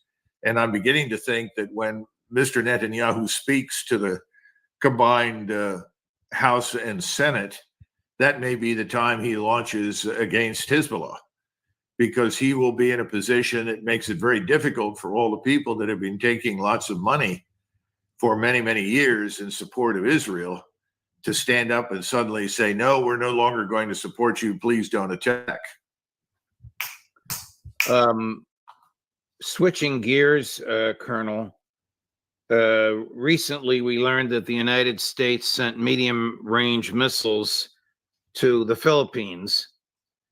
And then we learned this morning that those missiles are being recalled. Can you provide an explanation of what this is all about? A sudden introduction of sobriety and common sense? I don't know.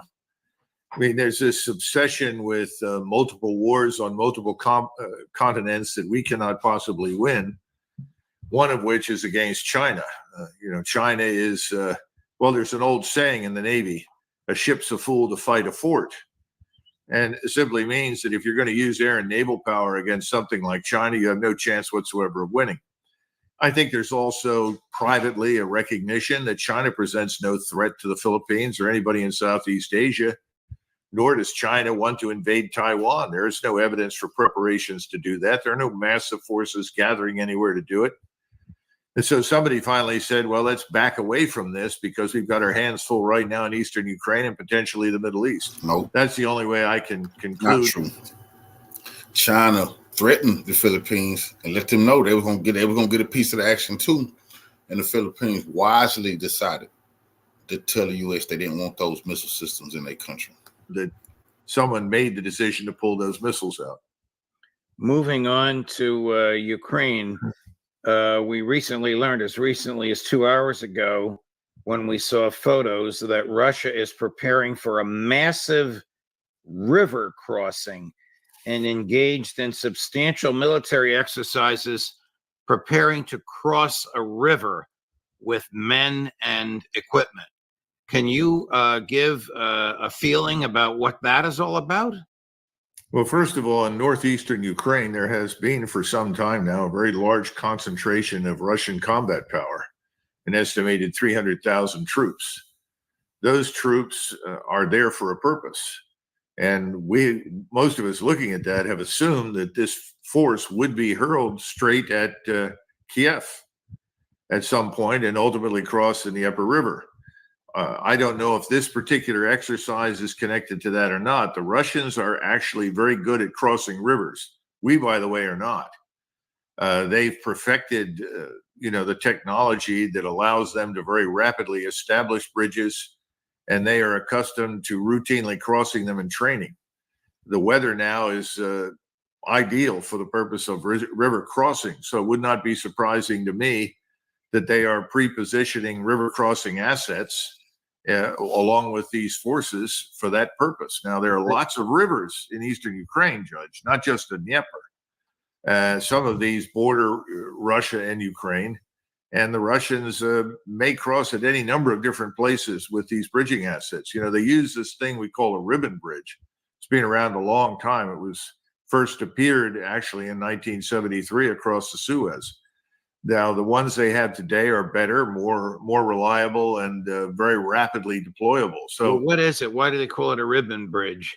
Because it's pieced together. You literally dump the bridge portions or pieces into the water. They float. Then they are effectively bolted together. And within a very short period of time, you can cross a very large river. And these are carried on the backs of trucks or tracked armored vehicles.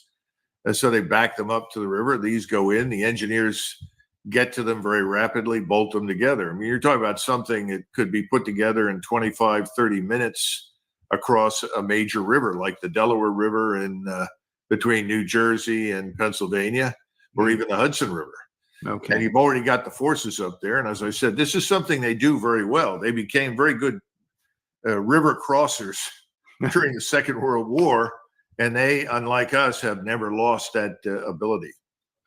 Moving up to Europe, what is your read with respect to Ukraine on the political demolition visited upon President Macron by the voters of France, and on the likely demolition visited on the conservatives tomorrow in Great Britain?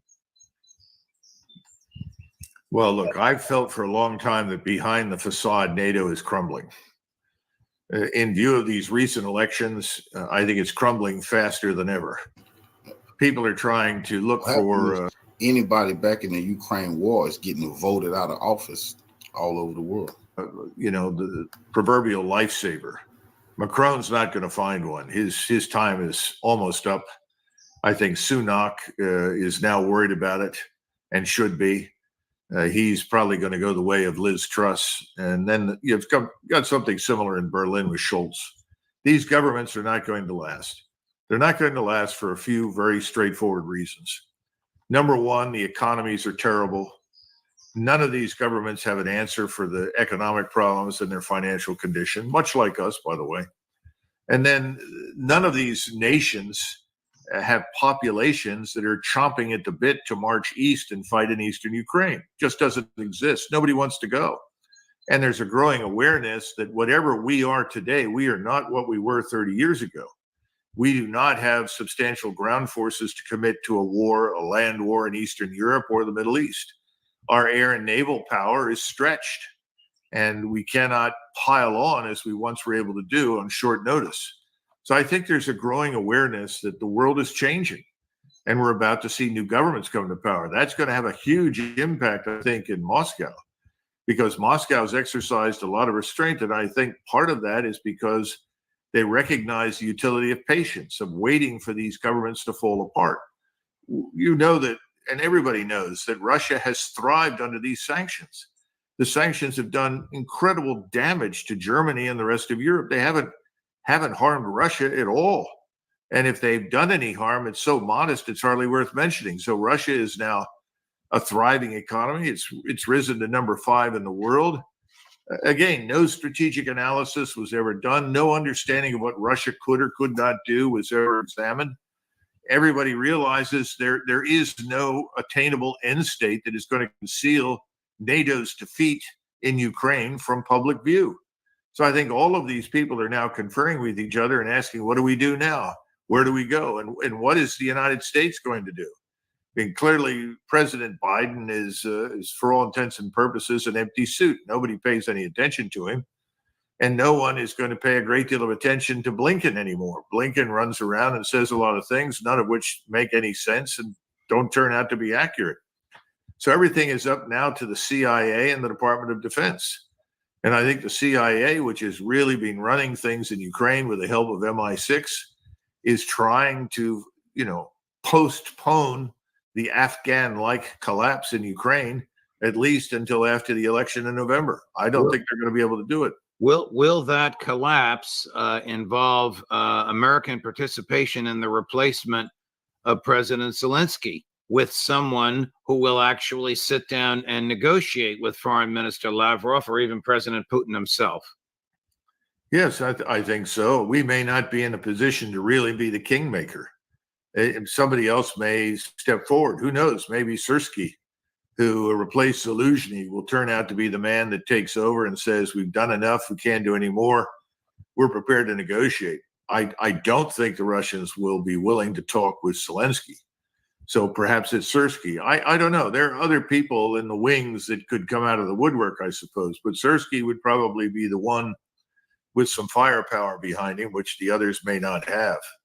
I want to read you a statement from the leader of a country which is a member of NATO. You know who it is, but I'm not going to say until you tell us when I finish the statement. The Brussels bureaucrats want this war. They see it as their own and they want to defeat Russia. They keep sending the money of the European people to Ukraine. They have shot European companies in the foot with sanctions. They have driven up inflation, and they have made making a living difficult for millions of European citizens. Viktor Orban, the president of Hungary, the most sensible person in Europe right now. Well, let's be fair. I think the world of Viktor Orban, but it's not hard to be sensible compared with the rest of these people. Right. He's the only one who ever accurately assessed the Russians. He was very straightforward. He said, I understand the Russians. I've lived with them. Remember, Hungary was under the Soviet boot heel for a long time. They understand the mentality and the thinking of the Russian. And he certainly understands, Mr. Putin. And he knows what Putin wants and doesn't want. He knows that Putin doesn't want a war with NATO or the United States. But he also knows that Putin is not going to accept anything less than demands that he met or made back in 2022. And he'll go back to that original agreement. Orban, of course, at the time said, this is a good agreement. We should take it. I don't know if everybody remembers that, but he did. Right. And now it's going to be whatever the Russians want. And Orban, he simply wants to get the Hungarians that are living in Ukraine out of Ukraine. In other words, he'd like to redraw the map and incorporate the Hungarian territory that is ended up as a result of World War II in the Soviet Union and is now inside Ukraine back to Hungary. That's about it. Otherwise, he wants to stay as far away from this ridiculous war in eastern Ukraine as he can get because he knows it's a loser. He also knows the true state of European forces. These Europeans aren't ready for a real war. I mean, our armed forces certainly aren't. The U.S. Army isn't. And I know that the other armies in Europe are absolutely not ready. They're feminized, if anything. They're not up for the fight. There are a few exceptions in terms of people or units, but overwhelmingly, forget it. Let me go Hardships involved with combat are something these people can't even begin to imagine. Let me go back to, I want to ask you about Russia and China in a minute, but let me go back to Hezbollah and Israel and American support. Is the Navy, is the Air Force up to it, or are they too feminized and weak? Your colleague, Colonel Wilkerson, says we only have two aircraft carriers that are seaworthy. Well, that may be true. That doesn't mean that we could not get others ready to go. But the point is, what are we putting at risk? You know, if the Houthis can strike an aircraft carrier with very modest capability, very modest missiles or drones, and do some damage, what could a power like Iran do? Or for that matter, even Hezbollah, or beyond that, ultimately the Turks, others that may decide to join into this. And once it becomes clear that Israel is losing and cannot win, there will be an ugly bloodletting, because the wounded animal called Israel will be attacked viciously. This is the problem with Netanyahu's whole approach. No one wants to attack Israel at the moment, but when it stumbles badly, it's already stumbled, but when it stumbles very badly in a war with Hezbollah and potentially Iran, then suddenly everybody else who was hesitant in the past will join in. And that's what will happen. So, you know, how do I frame this? We can't stop that.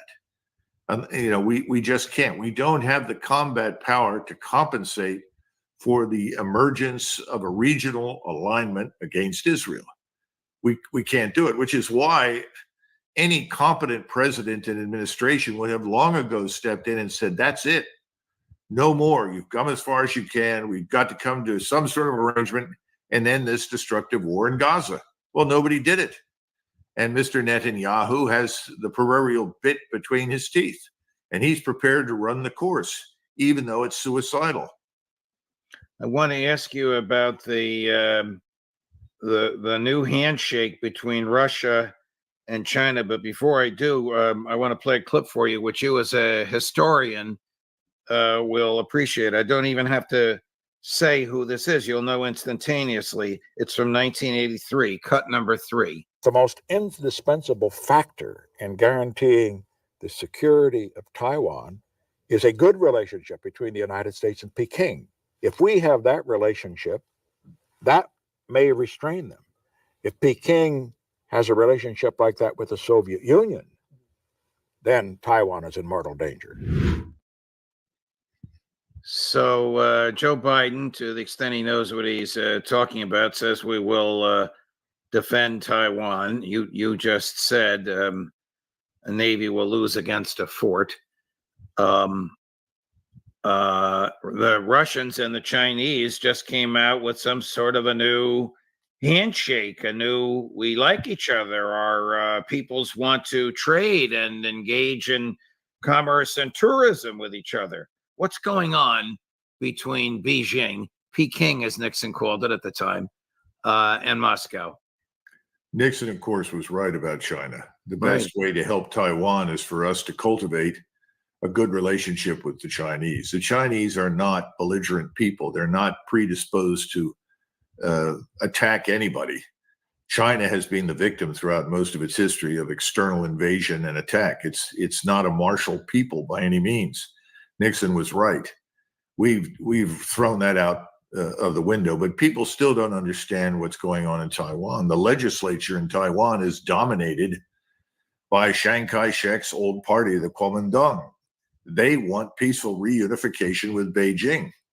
So they're in charge of the parliament. This president has made outrageous statements and is essentially being censured by the legislature for doing so, by inviting Chinese anger and potential aggression.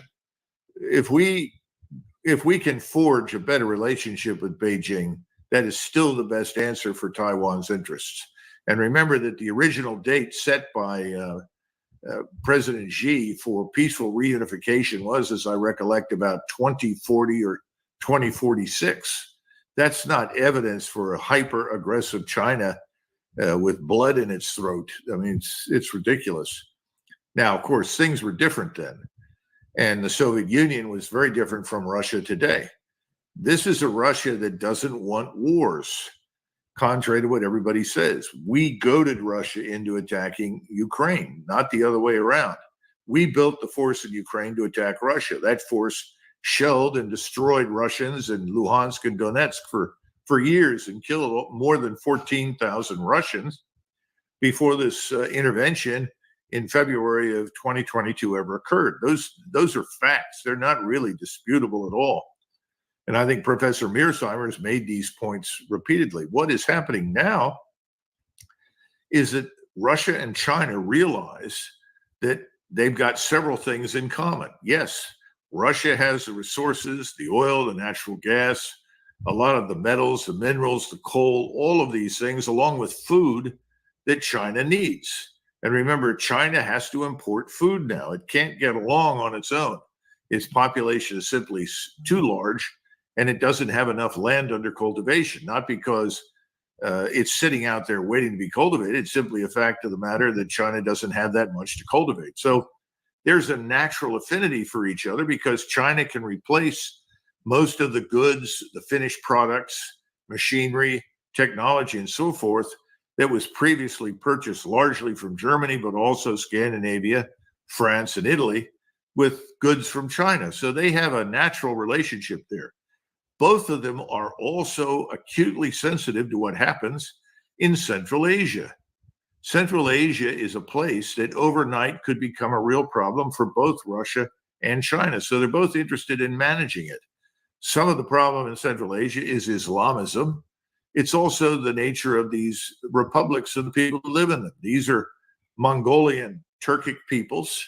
And if anybody bothers to reflect on the history of China in particular, but also Russia, the Mongolian armies, which were always at least half Turkic or Tartar, conquered both China and Russia and ruled both states for centuries, many, many times.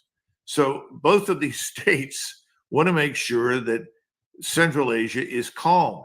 They also want to be able to trade with each other. And if Central Asia is not calm, how do you move vast goods and services over thousands of miles between, on the one hand, Europe, and on the other hand, Asia through Central Asia? Well, you can't do it. Now, what I sent to you, and I think some of these points are worth reeling off, to be frank, is that the biggest emphasis in cooperation between Russia and China is not only recognition of what I just said, but what is stressed over and over and over again is mutual respect. Yes. And respect for each other's interests. All right, look at these. Look at the language they used. Eternal friendship, legitimate rights and interests, equality, mutual respect. We are experiencing the best period in our history. China has a history that goes back 3,000 years, Russia 1,000. They're saying this is the best time in history. This cooperation between Russia and China is not directed against anyone. Forgive me for reading this, Colonel. Yeah, absolutely. We are simply acting in the interests of our people. The SCO, the Shanghai Cooperation Organization, which is meeting as we speak, is one of the key pillars of a fair, multipolar world order. P.S. It's going to ally with BRICS, and we're going to tell the Americans and their U.S. dollar, go take a hike. Well, they're telling us to take a hike because we've pushed them to tell us to take a hike.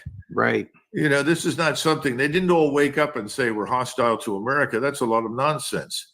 In other words, this stupid comment by W, they hate us because we're free, you know, that kind of nonsense. That's all bull. That was never the case. They just are tired of trying to do business with us and watch us spit in their faces. And that's certainly true for Moscow. We've spit in Putin's face repeatedly. And Xi has now experienced something very similar to it. They thought when Trump was in office, there was a potential for the kind of relationship described in that document from which you read. They turned out to be wrong. And they see absolutely no evidence that if Trump is elected, anything will change. If for no other reason, because they see a lot of the same people with Trump today who were there during the last administration, who did everything they could to promote hostility and aggression against China and Russia. So that's a great document because it's something that we ought to adopt, but we don't seem to understand that it's in our interest to have peace abroad and prosperity at home. For reasons that aren't clear to me, because I think that's what Americans want. We are still controlled by the neocon mentality, which has its battering ram against Russia and Ukraine failing miserably. I don't know what their battering ram is against China, but I would imagine the Lindsey Grahams and Victoria Nulands are not happy about this Vladimir Putin, President Xi handshake meeting at SCO this morning. Well, you know, one other thing that I would mention in disconnection is Japan.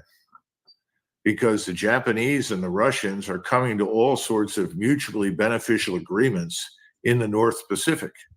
This involves fishing rights, it involves joint exploitation of mineral deposits, a whole range of things, despite the fact that Japan, that is Tokyo and Moscow, still are unhappy with the current ending of the Second World War. The Japanese would like to regain control of the islands that were taken from them up north. But despite that, and despite the militarization of those islands by the Russians, the Japanese are actually doing a land office business with Russia. And one of the things that's kind of interesting, we don't pay much attention to it, but the Chinese in particular are desperate for coal. And the Japanese are brokers for moving coal from North America into China. Gee.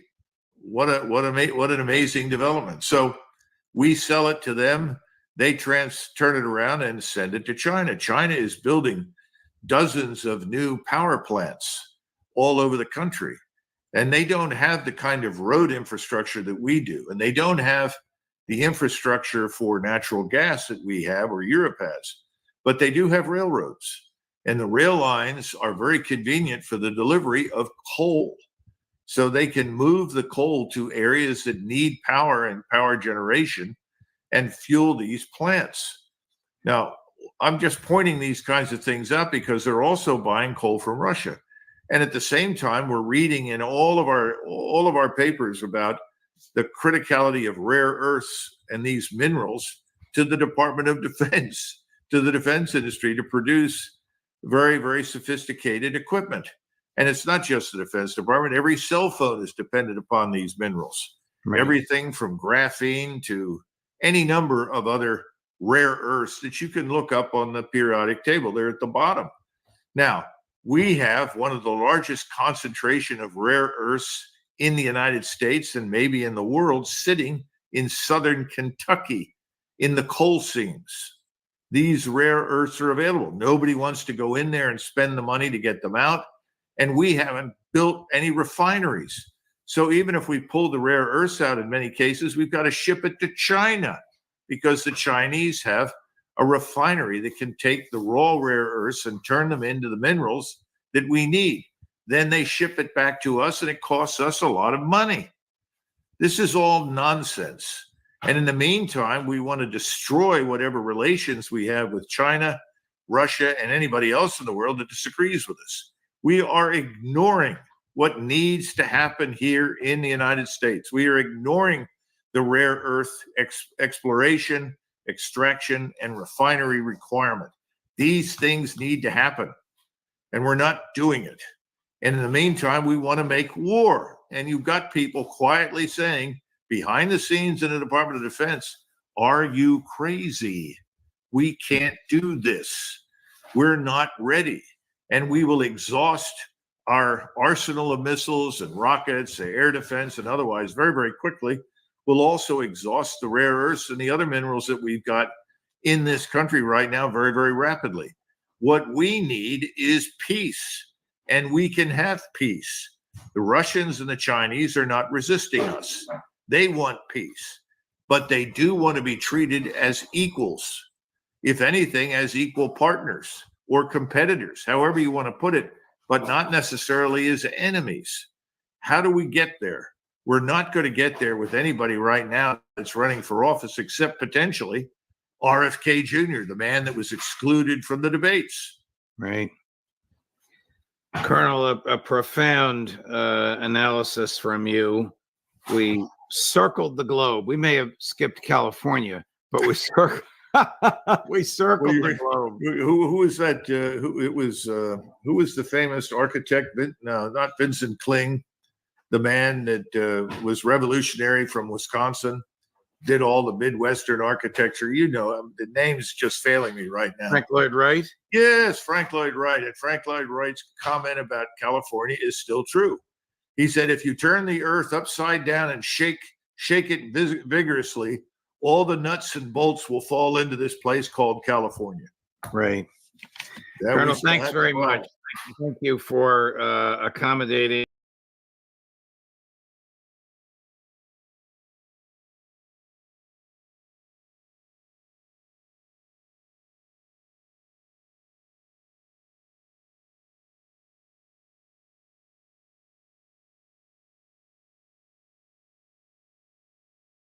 You were about to depart to Russia. We spoke about the trip on this show. You had everything set up. You're about to board a plane to Turkey in the first week of June, but you were unable to go. Your passport was seized by the State Department. Could you talk about, one, what has happened since then? And two, you have been talking a lot about this suppression, this act, this heinous violation of your rights as something bigger than just yourself. So also if you could speak to that as well.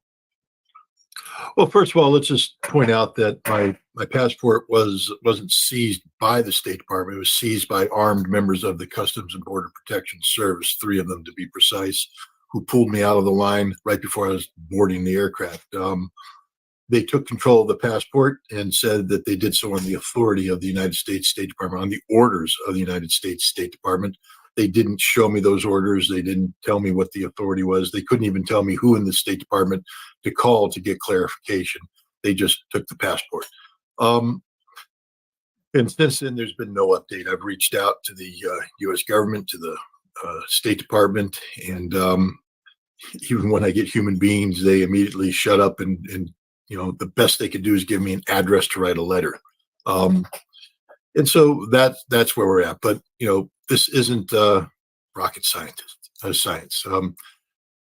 I was issued this passport in 2021. And I have traveled extensively with this passport, including 2 prior trips to Russia. The Customs and Border Patrol showed great interest upon my return both times, taking control of my passport and asking me numerous questions. The U.S. government was informed in advance of my travel plans for prior trips and this one. What made this different is that this time I was going to speak to the St. Petersburg International Economic Forum, the largest forum of its type in the world, the most important forum of its type in the world. And then I was scheduled in August to speak at the Moscow International Security Conference, which again is probably the preeminent security conference in the world right now, given the current geopolitical situation.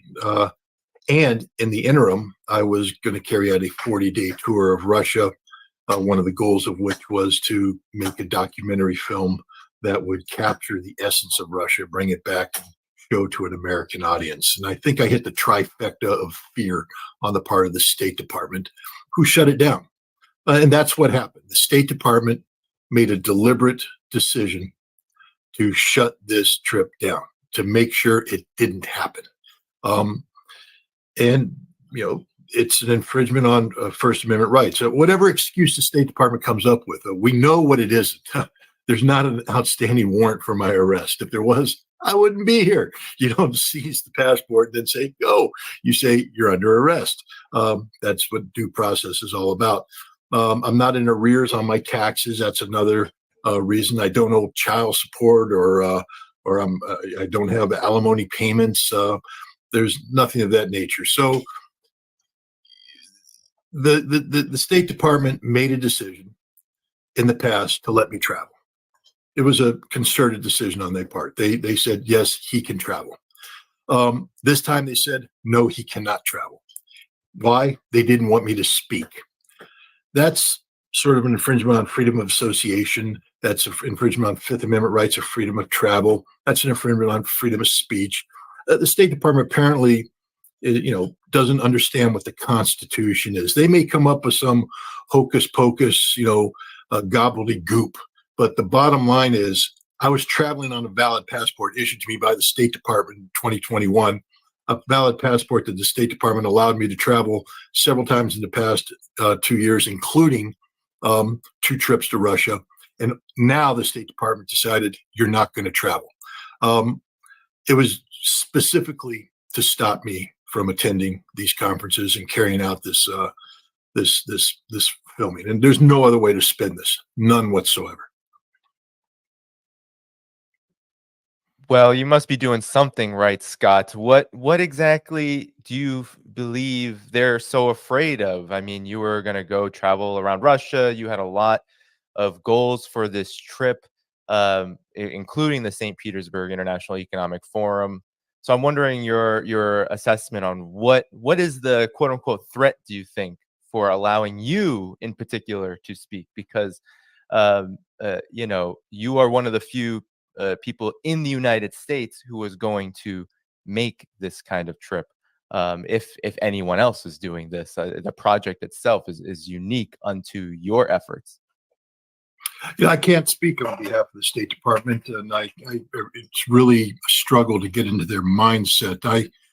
I know that they do not want to have anybody come up with the antidote to the poison of Russophobia that the State Department's been spreading throughout the United States and in Western Europe.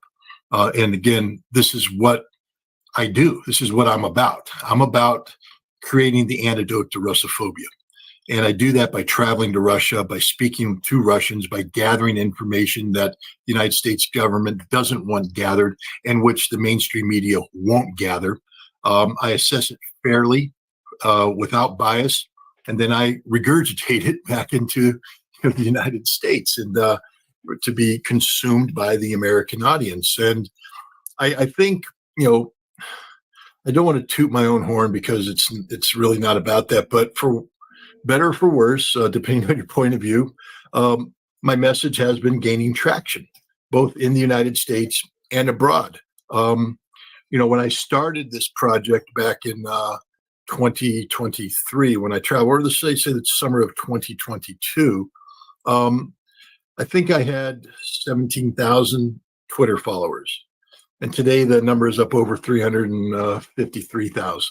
That's just an indication of the scale of expansion of attention that's being paid to my efforts and the efforts of those people who helped me. And so we're in the process of gaining critical mass at an important juncture. I mean, this summer is going to be a critical summer for the United States because of upcoming elections. And the last thing, a politicized State Department, and that's what we're dealing with here. We're not dealing with a State Department that represents the United States of America or the American people. We're dealing with a State Department that operates solely at the behest of the executive branch to carry out the political objectives of the President of the United States, in this case, Joe Biden, who, by the way, is my mortal enemy. And so I think the State Department understood that, and the White House understood that this effort that I was undertaking was gaining traction and had the potential of becoming a political problem for the Biden administration in the summer of 2024. So they shut it down. But you want to know what the irony is of all this? You know, there's that old saying, there's no such thing as bad PR, you know. Well, if they wanted to stifle this, if they wanted to stifle me, if they wanted, it backfired. Look, let's be frank. The State Department wanted to embarrass me. That's the whole purpose of this. There's one reason and one reason only they can take away my passport. They haven't articulated it, but I know what it is, and everybody knows what it is. I'm a registered sex offender. Now, I reject that title. I've made it clear I'm an innocent man, but it doesn't matter. The government has put that title on me. And the purpose of that is to make me embarrassed to appear in public, to make me hide in shame. It didn't work. Why? Because I ain't guilty. Why am I going to hide from anything? I'm going to hide from nothing. And for those people out there saying, oh, you're guilty, twice convicted, I don't care about you. You don't matter. Get out of the way. I'm going to continue doing what I do for those people who care about the substance of what I have to say. What the State Department did is pull a passport that didn't have the international Megan's Law travel stamp in it. Now, remember, I didn't avoid anything. They gave me the damn passport in 2021. I was released from prison in 2015. They returned my passport in 2014, returned my passport in 2015. I submitted it for renewal. They knew who I was. They didn't put the stamp in it. They let me travel. They knew all this because, like I said, under the law, 21 days in advance of any international travel, I have to provide a complete itinerary, where I'm going, who I'm meeting, where I'm staying, the whole thing. It's all laid out. There's no secrets here. They got it all. And yet they let me travel in the past. And on there, the thing clearly says, I am doing this because I am a registered sex offender. I'm required by law to do this, even though I say I'm not a registered sex offender. You say I am. Therefore, I'm obeying the law. Because if I don't, I try to travel without doing this, I go to jail for 10 years. I ain't going to jail. So I submit the paperwork. It's submitted through. Everybody knows, totally compliant. Their goal right now is to pull the passport and then put the stamp of shame inside my new passport and somehow believe that that's going to intimidate me from traveling, that somehow now I'm going to be too ashamed to travel. Stick it where the sun don't shine, State Department. You can't intimidate an innocent man. You can't shame an innocent man. You only shame yourself. I'll carry that passport. I'll travel with that passport. It bothers me. It's a stupid thing. But that's okay. When I submit my visa application to Russia, I'm honest about everything where it says, have you ever been convicted? There it is. What were you convicted of? Lay it out there. The Russians know in advance. I'm not hiding anything from anybody. But the State Department felt, this is my assessment because they won't admit this, that this time they couldn't let me travel. So they did the only thing they could do, which is this narrow thing, say, oh, we're going to revoke his passport because it doesn't have the stamp in it. They could have revoked my passport at any time. For instance, when I came back from Russia in January, they held me in a cell holding area for an hour with my passport. They knew who I was. They knew what the passport was. They knew what was in the passport and what wasn't in the passport. They returned it to me. If they were concerned at that time, they should have revoked it right there and said, oh my God, you don't have the stamp of shame. We're revoking your passport. Why didn't they? Because I get a new passport, which I'm going to do. They did this at the point of maximum impact. They know how much money was spent on tickets. They know by pulling me off that airplane, there's going to be no refunding of those tickets. And they know that I had a team waiting in the wings to fly to Russia, and that we ended up, losing tens of thousands of dollars of money that we had raised for this trip is gone, irretrievably lost. This was a deliberate action by the State Department, timed not only to embarrass me, but to cripple the operation that I was running. Well, guess what, State Department? It ain't going to work. We're going to recover. We're going to get back up on our feet, and we're going to keep marching. And they can just, I have a very good friend who I respect a lot, a very wise man. And he sent me an email today reminding me that there's a lot of people who watch me when I appear on shows such as this, or on my own podcast, and that I might want to start refraining from the kind of Marine Corps type language that I frequently use. And because I respect the guy and I respect his insights, he's 110% right. So even though I'm furious and would gladly rip the head off of people, I'm just going to calm down and just take a chill pill and roll with the punches, because that's all this is. This isn't the end of the fight. This is the end of a round.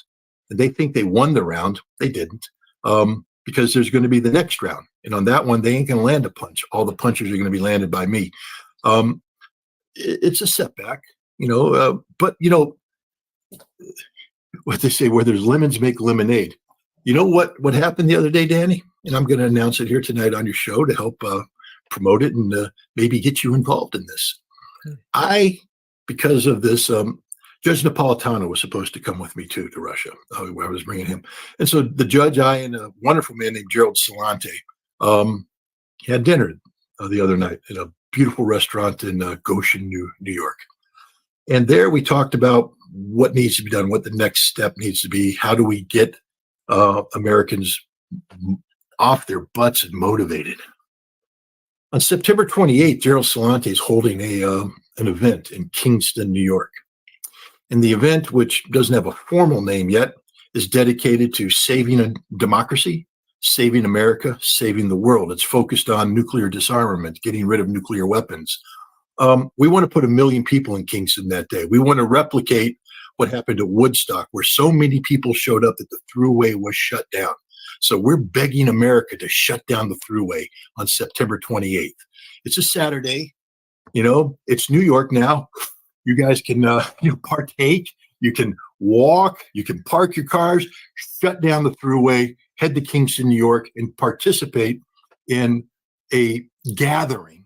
I can't call it a march per se, but a gathering of Americans who are sending a signal in this election season that we don't want to die from nuclear conflict, that we want arms control, that we want to de-emphasize nuclear weapons, that we believe in peace, that we believe that Russia and America not only can be friends, but should be friends. So I'm sure Gerald will invite you, because I'm going to ask him to. And you have a wonderful following. And I'm hoping that you can implore your following, especially those people on the East Coast. But even if you're not, if you can't gather in Kingston, gather in San Francisco in support, gather in Seattle. Just get into the streets on September 28th and shut the center of your city down. Peaceful people standing there saying, we're just not going to take it anymore. We're not going to put up with it. I wouldn't be talking to you about this right now if I had traveled to Russia, and this would be a missed opportunity. But because the State Department, in their infinite wisdom, blocked me, I had a dinner. And at that dinner, we strategized. And what we came up with is the September 28th Save America rally. And it's going to be a great event. And we need as many people as possible to get involved in. All you have to do is show up in Kingston. That's it. Just show up in Kingston. And if the thruway's blocked, park your car and walk. Shut the thruway down, just like they did at Woodstock. Yeah, definitely. Whatever I can do to support, I will do so. And I think it's a great point you make about opportunities arising when, as you said, the actions meant to silence you end up backfiring big time. And this is something that's been going on for quite a while. We know there's a longer history to this, but even since February of 2022, when the special military operation launched, we've talked about various lists. You are on many. This is one that we share on the Center for Countering Disinformation, the State Department backed think tank. And maybe you can talk about this a bit. How does this fit into this larger trend that's been going on since the jump of the special military operation launched by Russia? Yeah, I mean, this is the disturbing thing, because a lot of people might watch this and say, well, Scott, you've been, again, I have to watch my language out of respect for my good friend and mentor. You've been irritating the U.S. government. And so, of course, there's a price you have to pay. You didn't think you were just going to be able to, kick the hornet's nest and not get stung. All right, fair enough. I'm getting stung. But this isn't about me. This is what people need to understand. If you look at this roster, what you see up there are people who aren't named Scott Ritter. These are distinguished people, including Danny, but just go around the list and you'll see, distinguished alternative media personalities, former government officials, all serious people, all serious actors in this. And they're on this list. What is this list? This list was compiled by an entity known as the Center for Countering Disinformation. What makes this notable is that the funding to create the Center for Countering Disinformation was included in the initial new Lend-Lease Act funding back in May of 2022, funding that was voted on by the United States Congress. Now, this is an important point because once this funding was passed, then the State Department worked with the presidency of Ukraine to create this entity, which is an adjunct of the presidency or run out of the presidency. The State Department helped create this blacklist. The blacklist is of people who have been singled out as information terrorists by the Center for Countering Disinformation.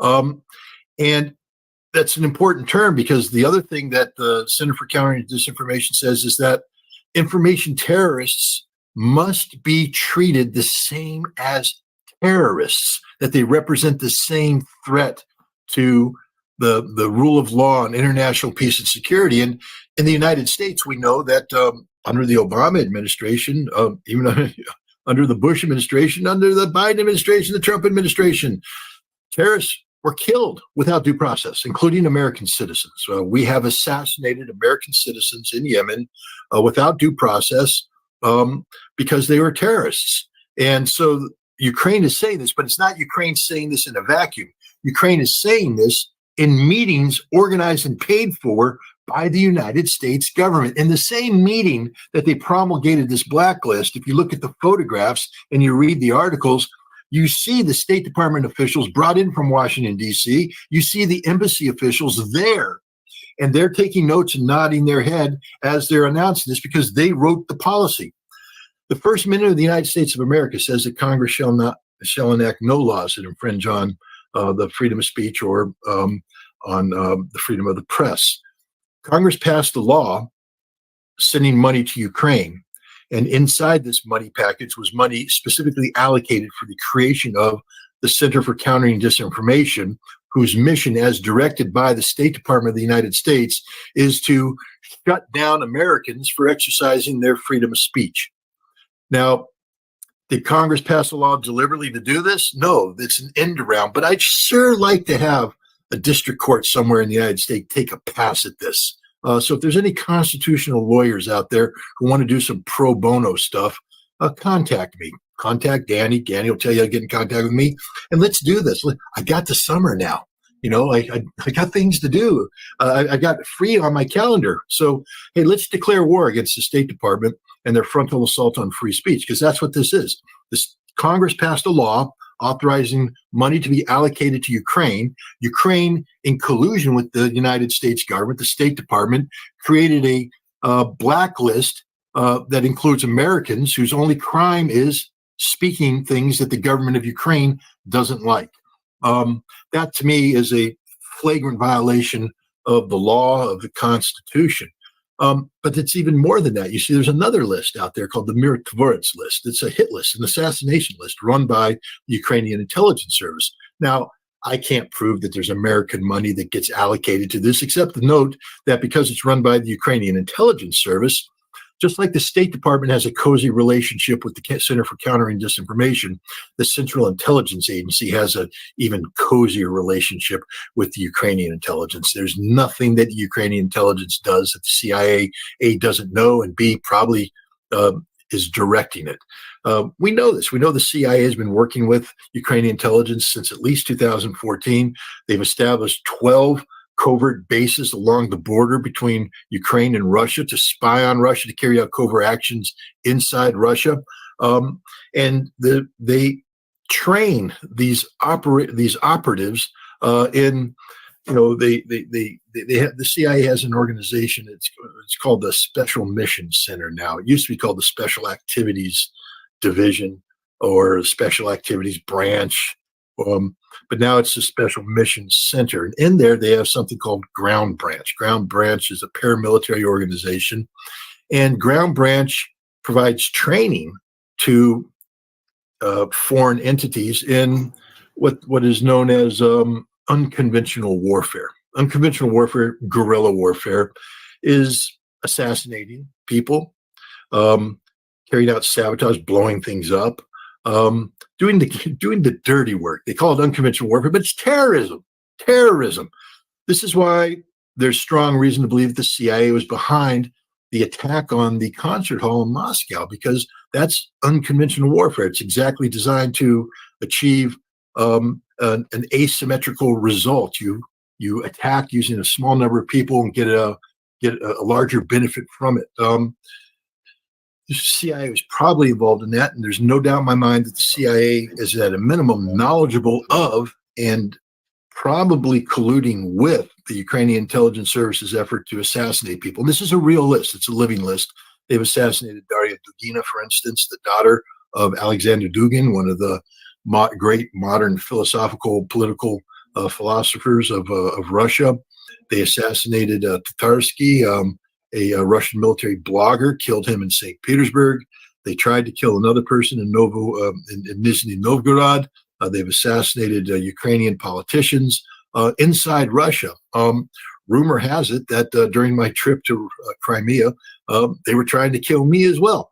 So, you know, it's an active list, and Americans are on this list, and the Ukrainian government is targeting Americans, and the State Department does nothing.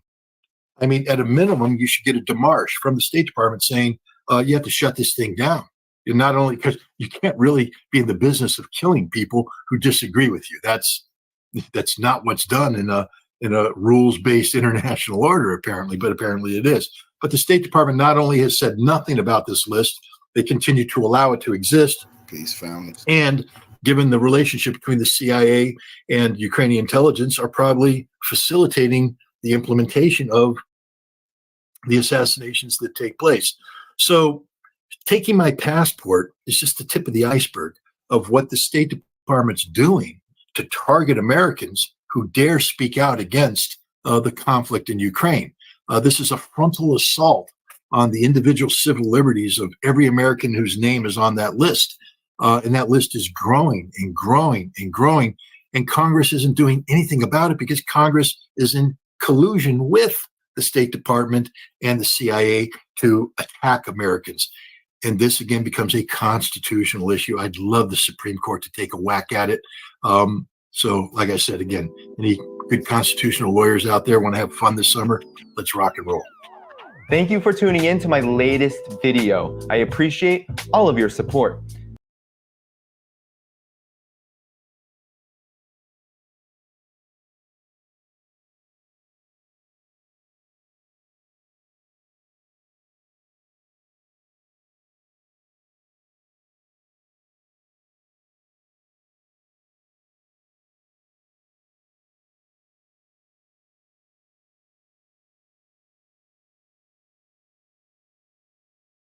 Well, what a shock! A BBC presenter has suggested that Biden do the unthinkable and treat Trump like JFK and RFK.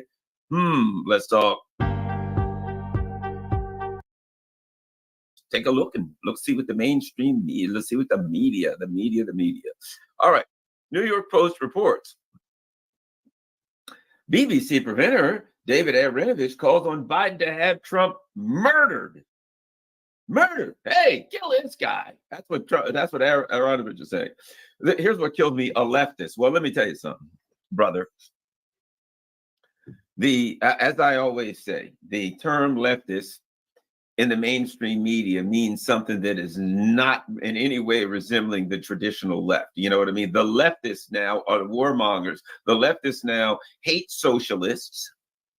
The leftists now hate trade unions. The leftists now are pretty much right-wingers, but they're called leftists because they're down with whatever, some, obscure and niche cultural issues. The left has been redefined by the neoliberals from traditional leftism, which is what?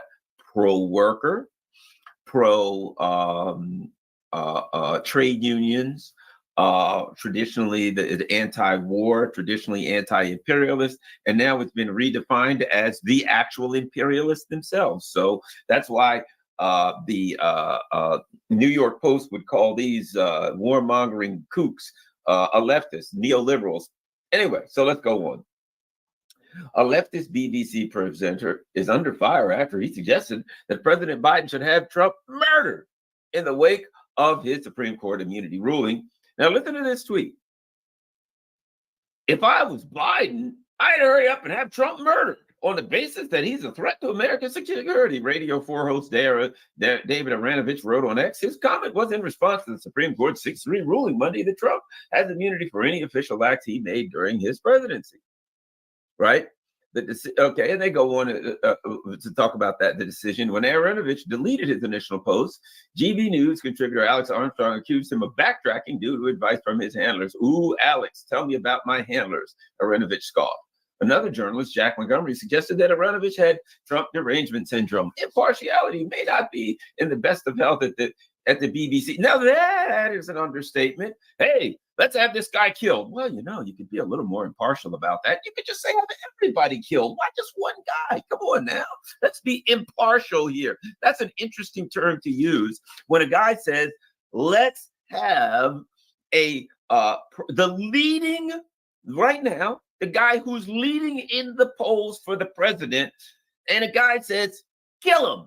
And somebody else says, well, perhaps you could be a bit more impartial. Just stepped over the line a smidgen. Perhaps we could be more impartial. I don't think that's the correct term that I would use. Criminal would be, one thing that a thought that comes to mind. At any rate, if you think that it was that saying it was satire will protect you, you was trying to incite violence against Donald Trump. Absolutely disgusting behavior. Another commenter replied. So there we go. David Aronovich. Let's look at it. I want you to see this. If I was Biden, I'd hurry up and have Trump murdered on the basis that he is a threat to America's security. What do you know? Because you know something, one thing about these guys, they are standing up for democracy. We've got to stop authoritarians around the world. They outlaw their parties. They have their opponents murdered. I mean, we got to stop that kind of tomfoolery going on around the world because we stand here for democracy. So what we got to do is, if your opponent is leading you, if you just face planted in the most worst unthinkable kind of manner, if you just crap the bed, and in Biden's case, both literally and figuratively, if you just crap the bed in a debate and the polls are going against you and everything looks bad, because this is a democracy and we're standing up against authoritarianism, there's only one thing to do. Rub out your opponent. Way to go there. All right. Dude, you straight up called for Trump to be murdered. Yet another account chimed in. You're a disgusting POS. Aronovich dismissed the feedback to his controversial post as a far right-wing pile-on. Yeah, sorry, man, because let me tell you something. Reasonable left-wingers, which this guy is, again, my concept of a left-winger is far, far different than what the neoliberals have redefined it as. But, the old lefties, their thing is to kill their opponents. And only a far right-wing fruitcake QAnon nutcase who's peddling disinformation would pile on a guy who just says, hey, I mean, he didn't say he needs to be dealt with or eliminated. He didn't use like a euphemism or a metaphor or a simile. No, none of that stuff. He wasn't whipping out the old Little Brown English handbook or a synonym, or searching at synonyms.com for a way to say it. He was straight. I mean, he used the word murdered. Murdered. If I was Biden, I'd hurry up and have Trump murdered. That's what he said. Murdered. I'm like, I don't know if I really even want to say the word. It doesn't come off my mouth right. He should have Trump. I'm like, he should have Trump. For God's sake. That's what we're dealing with here. That you know what? If you think about it, really, you got to give this guy credit. Because the rest of these clowns are like, yeah, I hate Trump. I don't like Trump. But amongst themselves, you know what's going on in the back rooms of the BBC. Hey, you think we can rub Trump out? If he comes to England, we'll just stick this here shiv right in his friggin' thorax and he'll bleed out. That's what they're talking about. That's, first of all, if Hillary was anywhere near the White House right now, you know what would happen to Trump. Like somebody would shoot down that plane that says Trump on the big letters. Ron Brown is what Trump would get if Hillary was anywhere near the White House. There's a Hillary, the Clintons have like their own section in at the Arlington Cemetery called the Clinton section, probably the biggest part, like a huge area of the you fly over and there's like where all the soldiers are buried, and then if you look down, there's this big gigantic section. You're like, my God, what is that? All those graves? Is that from World War II? All the graves, maybe the Civil War. Where are all those bodies? And they're like, oh yeah, those are people across the Clintons. They're that's the largest part of the graveyard, of course. But at any rate,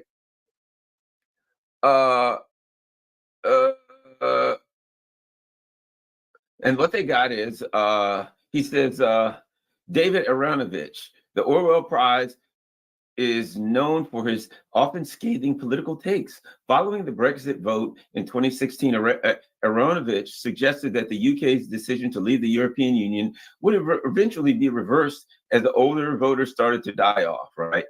So here's the bottom line. Look, let's start here. Okay, they didn't get the decision they wanted against Trump. And so all the TDS people, the Trump derangement syndrome people all lost their minds. Oh no, this,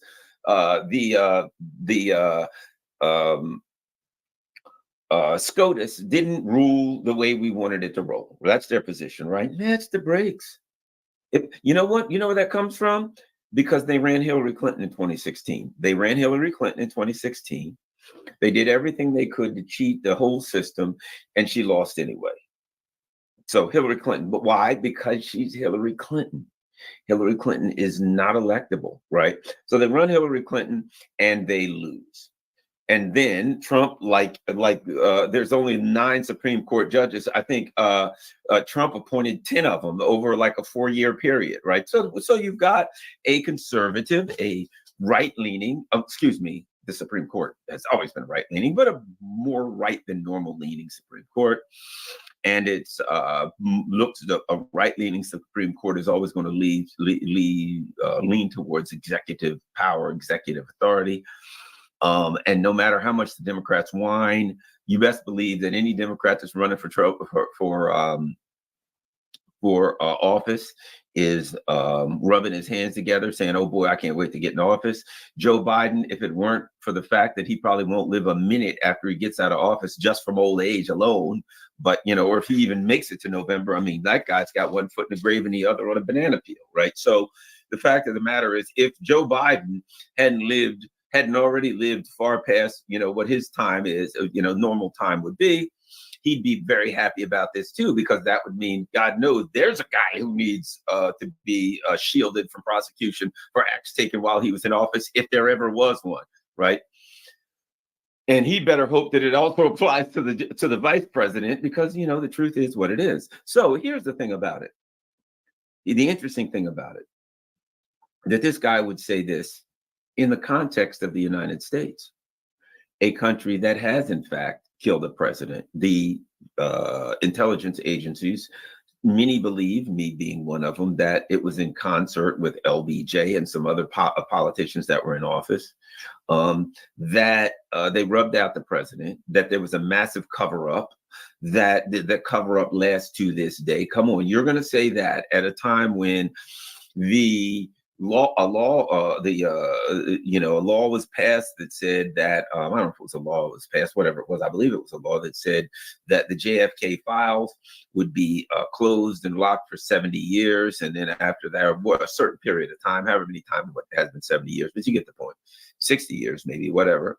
And at that period of time, that these files would be released. And as soon as it was time for them to release, Trump wouldn't release them. And I'm sure people came to him and said, if you try to release them, you'll get the same treatment as JFK, right?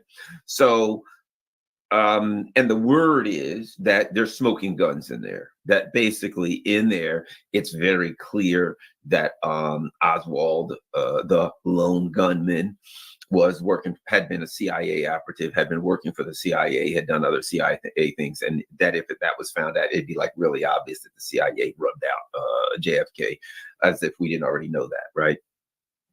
At any rate, so, but one of the things that's interesting is the British intelligence connections to, as an example, to Martin Luther King's murder, right?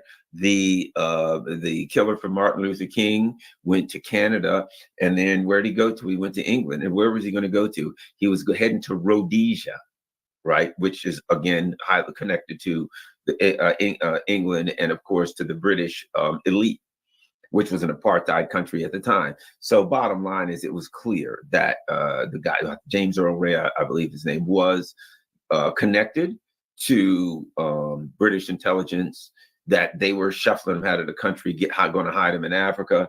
It's clear that the British intelligence would help to facilitate assassinations in the US, intelligence assassinations. There's great speculation about other earlier presidents that were killed, and assassinations, political assassinations that happened in the US, that MI6 or whoever they were at that given time, that British intelligence was involved, right? So bottom line is, and let me add this, where did the Crossfire Hurricane, the whole Russiagate investigation start? That John Durham, who, even though Durham's investigation was crooked, no doubt, and it was a cover-up, no doubt, there were certain things they couldn't find, no doubt, but where did it start? In London. What happened? MI6 was involved. Gina Haspel, who was the CIA chief in London, was involved. Bottom line is this: it was a CIA, it was a U.S. intelligence operation that started out of London. The guy, the infamous, what's the guy's name? The people remember. There's the Maltese professor, or whatever his name was, the Mifsud, Joseph Mifsud, right? Who disappeared, who nobody can find, nobody knows who he is. This guy Mifsud, he had been involved in London. He had been involved clearly in MI6. He had been involved clearly in Italian intelligence, British intelligence. So the bottom line is this: MI6, basically it was Five Eyes. Alexander Downer, who was also one of the people who was alleged to be at the beginning of the Crossfire Hurricane investigation, Australian. So we've got Australia, we've got MI6, we've got Italy. Basically, it was a Five Eyes operation that was run and started with in London with MI6 to go after Trump, to do basically a preemptive coup, right? And then they continued with the coup. Where was the Steele dossier? Where's Christopher Steele, MI6, right? The thing was an MI6 operation. So in light of that, it sheds a little bit of a different light on the concept of somebody in London, in a BBC guy, saying, let's murder Trump, because let's face it, politically, these are the people that tried to politically murder Trump the first time around. And now they're like, well, you know what? We tried to do this the nice way. So this time, perhaps we'll do it the hard way. We'll do it the more difficult way. And that is, we'll rub them out. If I was Trump, I'd be, looking over my shoulders, afraid to fly, peeping around corners. Because the bottom line is, this guy's saying what MI6 is thinking, what the CIA is thinking, what Biden's thinking. Well, Hillary Clinton's been thinking that. Hillary Clinton's always plotting on killing somebody on any given day. It's not who Hillary Clinton's it's not whether Hillary Clinton's plotting on killing somebody. It's who's on the list on that given day. Who she's crossing off on the list. Let's see who gets it today. And Trump, and Vince Foster, Ron Brown, Garland, Nixon. That's Hillary. I'm sure my name's somewhere on the list because everybody's name is somewhere on the Hillary, as they call it. You've heard that term, the Clinton kill list, right? You think Obama had a kill list for his drones? They were nothing beside the Clinton kill list. The Clinton kill list is pretty much a list of everybody in the world. It's like how many people on the Clinton kill list? Oh, roughly 7 billion. Actually, anybody. Basically, the only people who are not on the Clinton kill list are only temporarily not on the Clinton kill list because everybody goes on and off there on any given day because Hillary Clinton walks around looking at people she'd like to kill. See that guy right there? Boy, wouldn't I like to kill him? That's Hillary. At any rate, so that's what we got now. We got a guy saying, let's kill Trump. Why? Because we got to protect democracy in this world. And we've got to fight against authoritarian because Vladimir Putin and Xi Jinping and Iran. You know what I haven't heard out of the Iranian elections? I've heard a lot of things. Iran has an election. But you know what I haven't seen anywhere in Iran elections? Hey, let's kill the guy that's in first place. Look, they're having runoffs and stuff like that. And, granted, it's different. It's an Islamic republic. So there is a religious tinge to their political stuff. People are like, oh, well, the Supreme Council has to decide this and that, what have you. But the bottom line is this.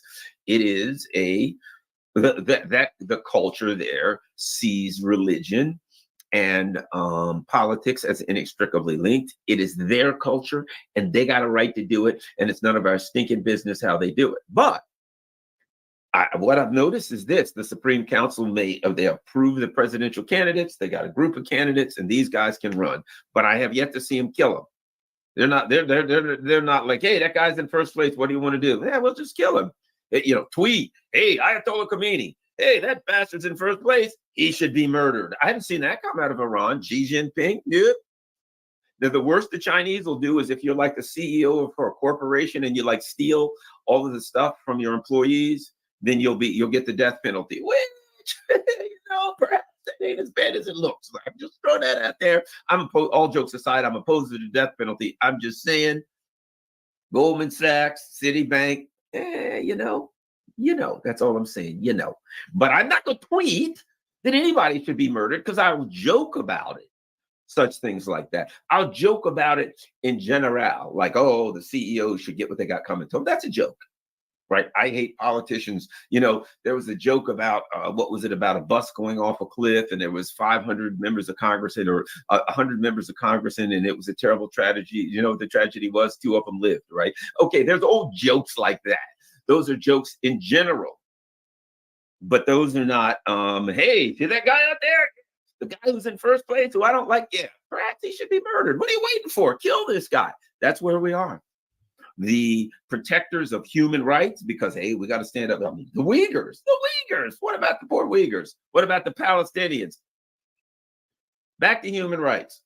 We got to get to deal with human rights. And the only way to, A, protect the democracy, and B, to really support a worldwide campaign of human rights is to murder your political opponent when it appears that the people are going to choose him. And let's think about this. These supporters of democracy, like Trump or not, if this was a democracy, which it ain't, even a republic, which it ain't, it's an oligarchy disguised. It's an oligarchy disguised as a democracy, right? It's not one, right? So, if it were a democracy, then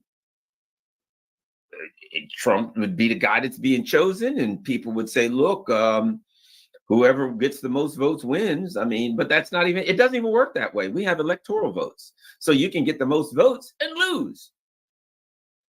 We've seen that on numerous occasions where the person with the most votes lost.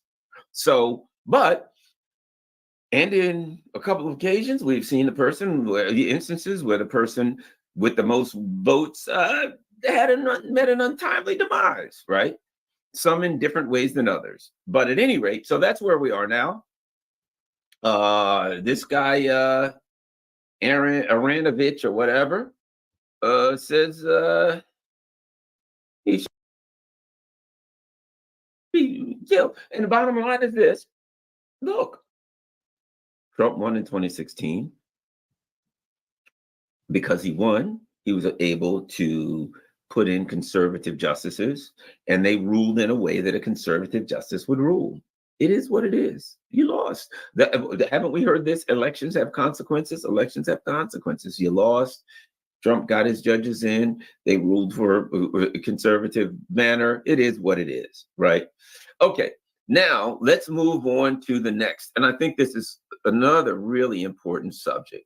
Let's start here. So one of the things that is discussed after we could tell that a trope, that a story was created after the debate. And the story was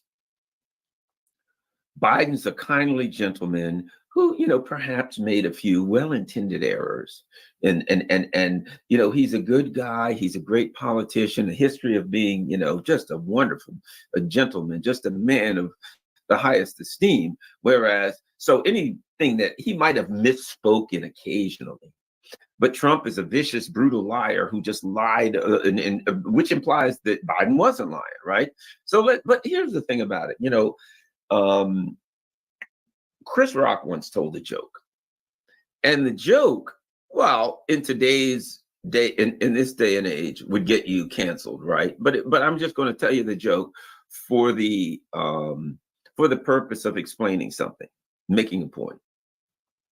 Way back when Chris Rock told the joke, and in the joke he said, men and women tell different kind of lies. He said, men tell lies like this: "Hey, honey, I'm not going to stop by," I'm paraphrasing, "honey, I'm not going to stop by the bar on the way home tomorrow," or "I didn't stop by the bar," something like that. He says, women tell lies like this: "It's your baby," right? Now, these days that would get you, Chris, back then people laughed, right? But these days that would get you canceled, right? Because, an evil sexist joke.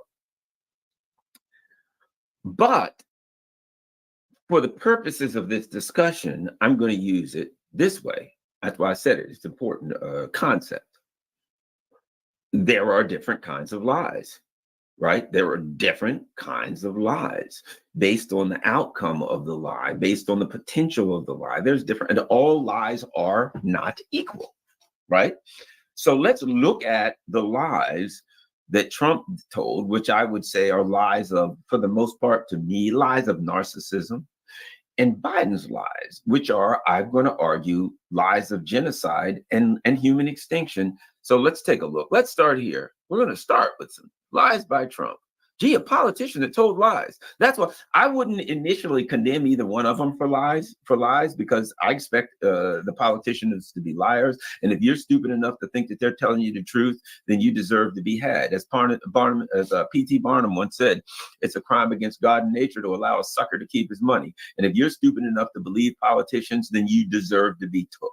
Bottom line, if you walk around with like a pile of money like this, holding it out, you're going to get robbed. And if you didn't get robbed, you just gave your money away, right? So let's look at this. Okay, a complete list of Trump's lies. Now let's peep at them. Now, when you look at these lies, come on. Oh, great, my computer. Give me a second here. Things are froze a little bit. There we go. If I'm able to ever, it ain't easy to do this. Oh, come on, this stupid thing. My computer will not allow me. Well, I hope everybody's still seeing it. All right, it is what it is. Okay, so if we look at Trump's lies, right? This thing's locked up. It's locking up on me. Come on. Hopefully it'll act right in a few.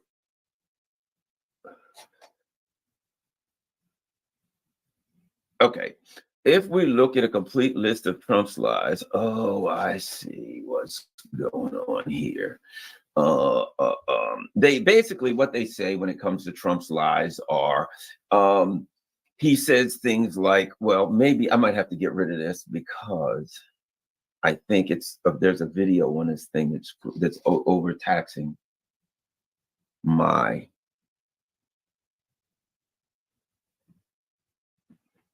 stupid thing. Well, anyway, I will do the best I can.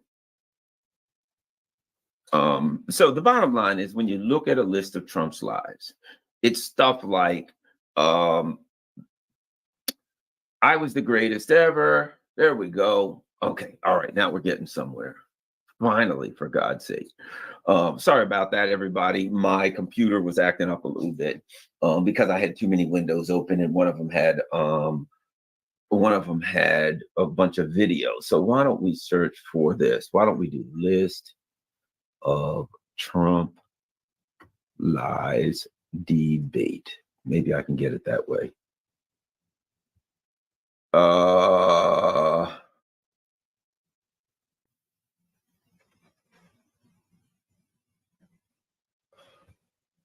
Okay.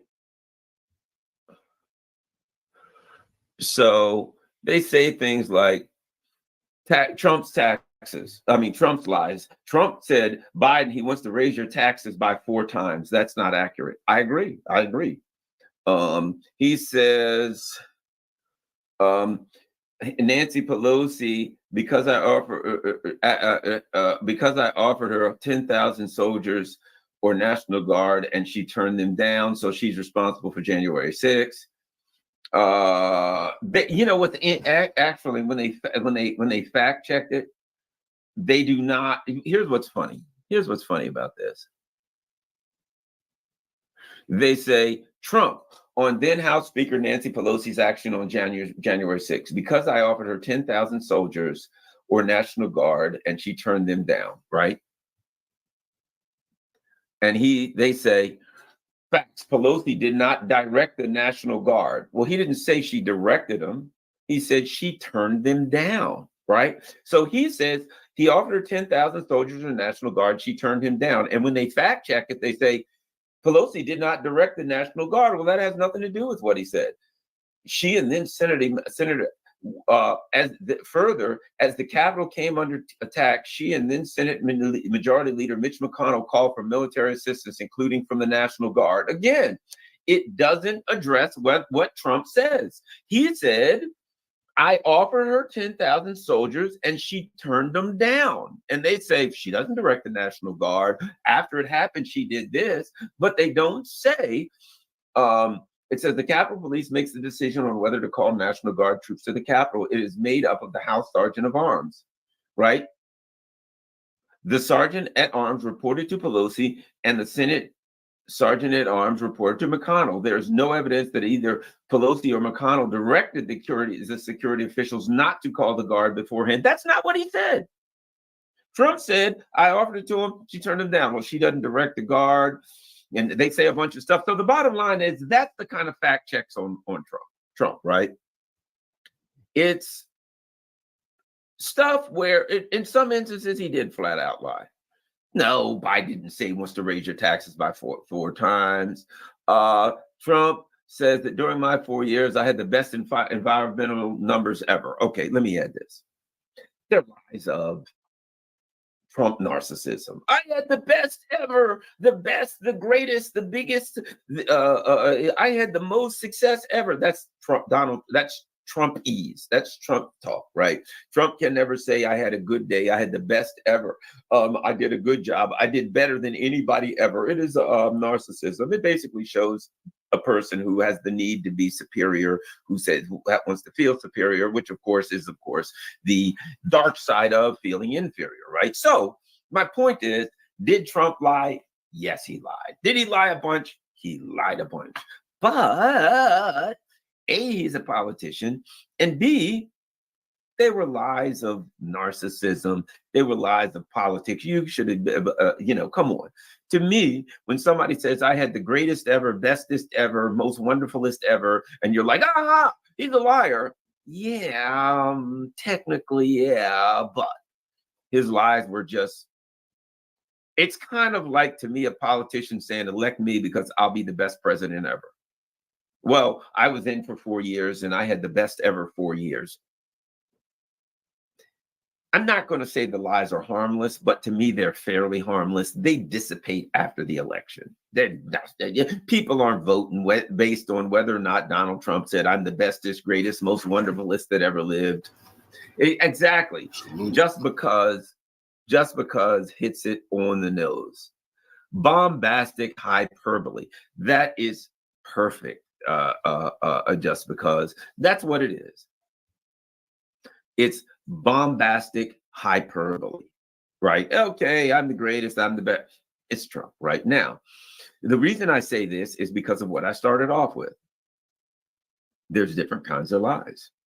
There's lies that say, there's the infamous philosophical discussion, should you ever lie? And of course, within the context of that philosophical discussion, you've probably heard this before in philosophy, it is a guy, there's an axe murderer that wants to kill Garland. And you hide Garland in the closet and you open the door. Should you never lie? Should you ever lie? Is it ever the right thing to do? Is it ever a good thing to lie, right?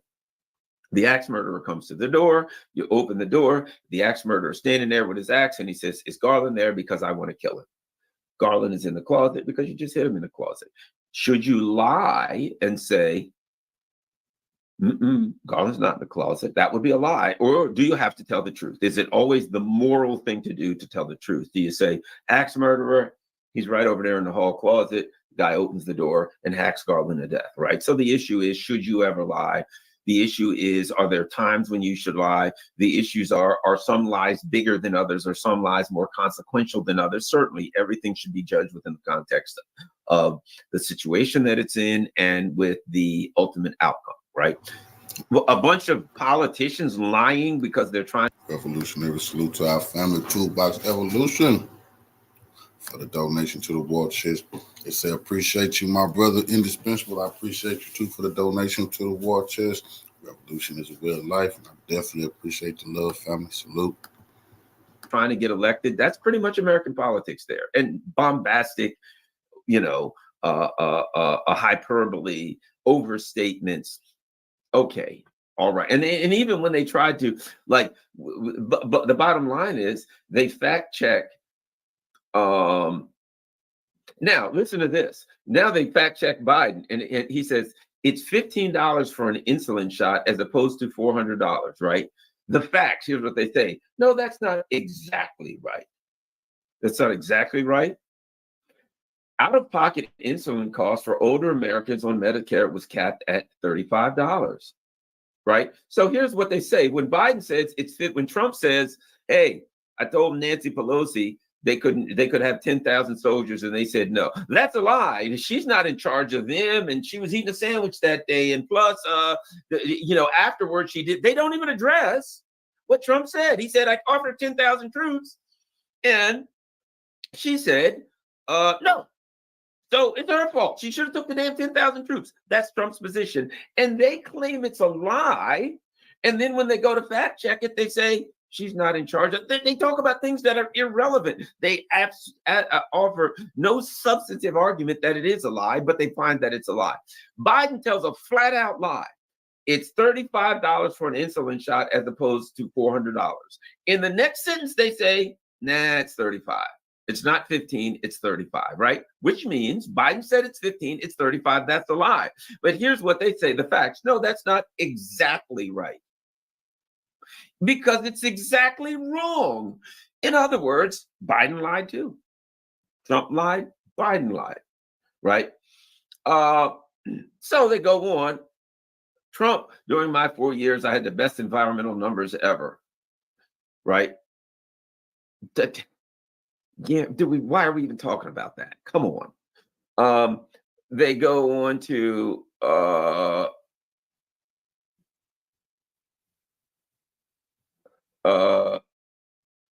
Biden. Listen to this. Trump told Americans to inject bleach into their arms to treat COVID-19. the facts. This is what they say. That's overstating it. Rather, Trump asked whether it would be possible to inject disinfectant into the lungs. Overstating it? No, it's a lie. So when Biden tells a lie, they say that's overstating it when it's a lie. Biden tells another lie. The fact checkers in this AP article says that's not exactly right when it's exactly wrong. Bottom line is, let me see. Let me find another Biden. Biden referring to Trump after the deadly white nationalist rally in China. He said, the one who said, I think they're fine people on both sides. Okay. So bottom line is this. So they get into a lot of the insignificant bull crap. That's a waste of all of our time. Two politicians lying. And it's a big deal. And out of that, they come with Trump's an evil, horrible liar, and Biden's a decent guy who maybe struggled a little bit. He had a cold. He stutters. Might I add that he could have a teeny weeny bit of dementia, but probably not. Let's just ignore it and go with the good guy, right? You know, Ray McGovern has a great article today. Let's go here. Let's look at this. This is something that I think is important. Ray says, Will Putin attack Poland and the Baltics? Given their lack of information about the Ukraine-Russia deal scuttled by Boris Johnson early in the war, many Americans will be inclined to believe Biden's evidence-free claims in last week's CNN debate. What I find interesting is, in this AP Associated Press fact-checking article, they don't say anything about that lie, right? So Ray goes on. Let me find.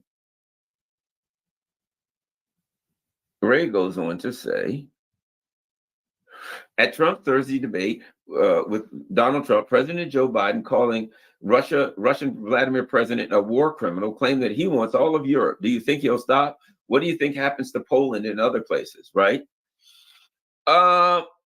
Ray goes on to say, basically, number one. So what he's saying is,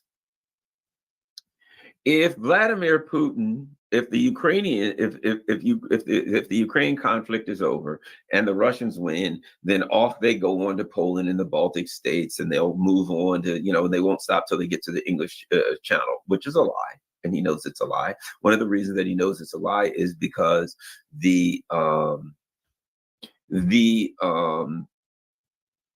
just prior to the special military operation, the Russian government sent a request to the United States for a discussion and an intervention and a coming together, shall we say, to come up with a security architecture for Europe. And the U.S. said, forget it, we ain't doing that. And on that, they had what their problems were, right? What their issues were. And in fact, in Turkey, in Istanbul, about a month after the special military operation started, there was in fact a deal that was struck, and it had nothing to do with taking Poland or the Baltics, and the U.S. and the U.K. Basically, the U.S. sent Boris Johnson there to kill it. Right. Bottom line is Biden knows it's a lie. He knows it's a lie. But as I said, there are different kinds of lies that have different kind of consequences. Right. Listen to this. In a November 2023 Kiev Post report titled Russia offered to end the war in 2022 if Ukraine scrapped NATO ambitions, NATO Zelensky party chief Arkahamia, that's the guy's name, confirmed that in March 2022, negotiations Russia proposed ending the war on the condition that Ukraine abandon its NATO aspirations and adopt a neutral stance. Neutrality was the biggest thing for them. They were ready to end the war if we took, as Finland once did, neutrality and made commitments that we would not join NATO. This was the key point. While negotiations continued in Istanbul, former UK Prime Minister Boris Johnson unexpectedly arrived in Kiev on April 9th and said that Ukraine shouldn't sign anything with them at all, and let's just fight. Okay? So, Joe Biden lied. But Joe Biden's lied. Let's follow Joe Biden's lie to its eventual end. Were people to believe that, right? So I'm going to put two things together.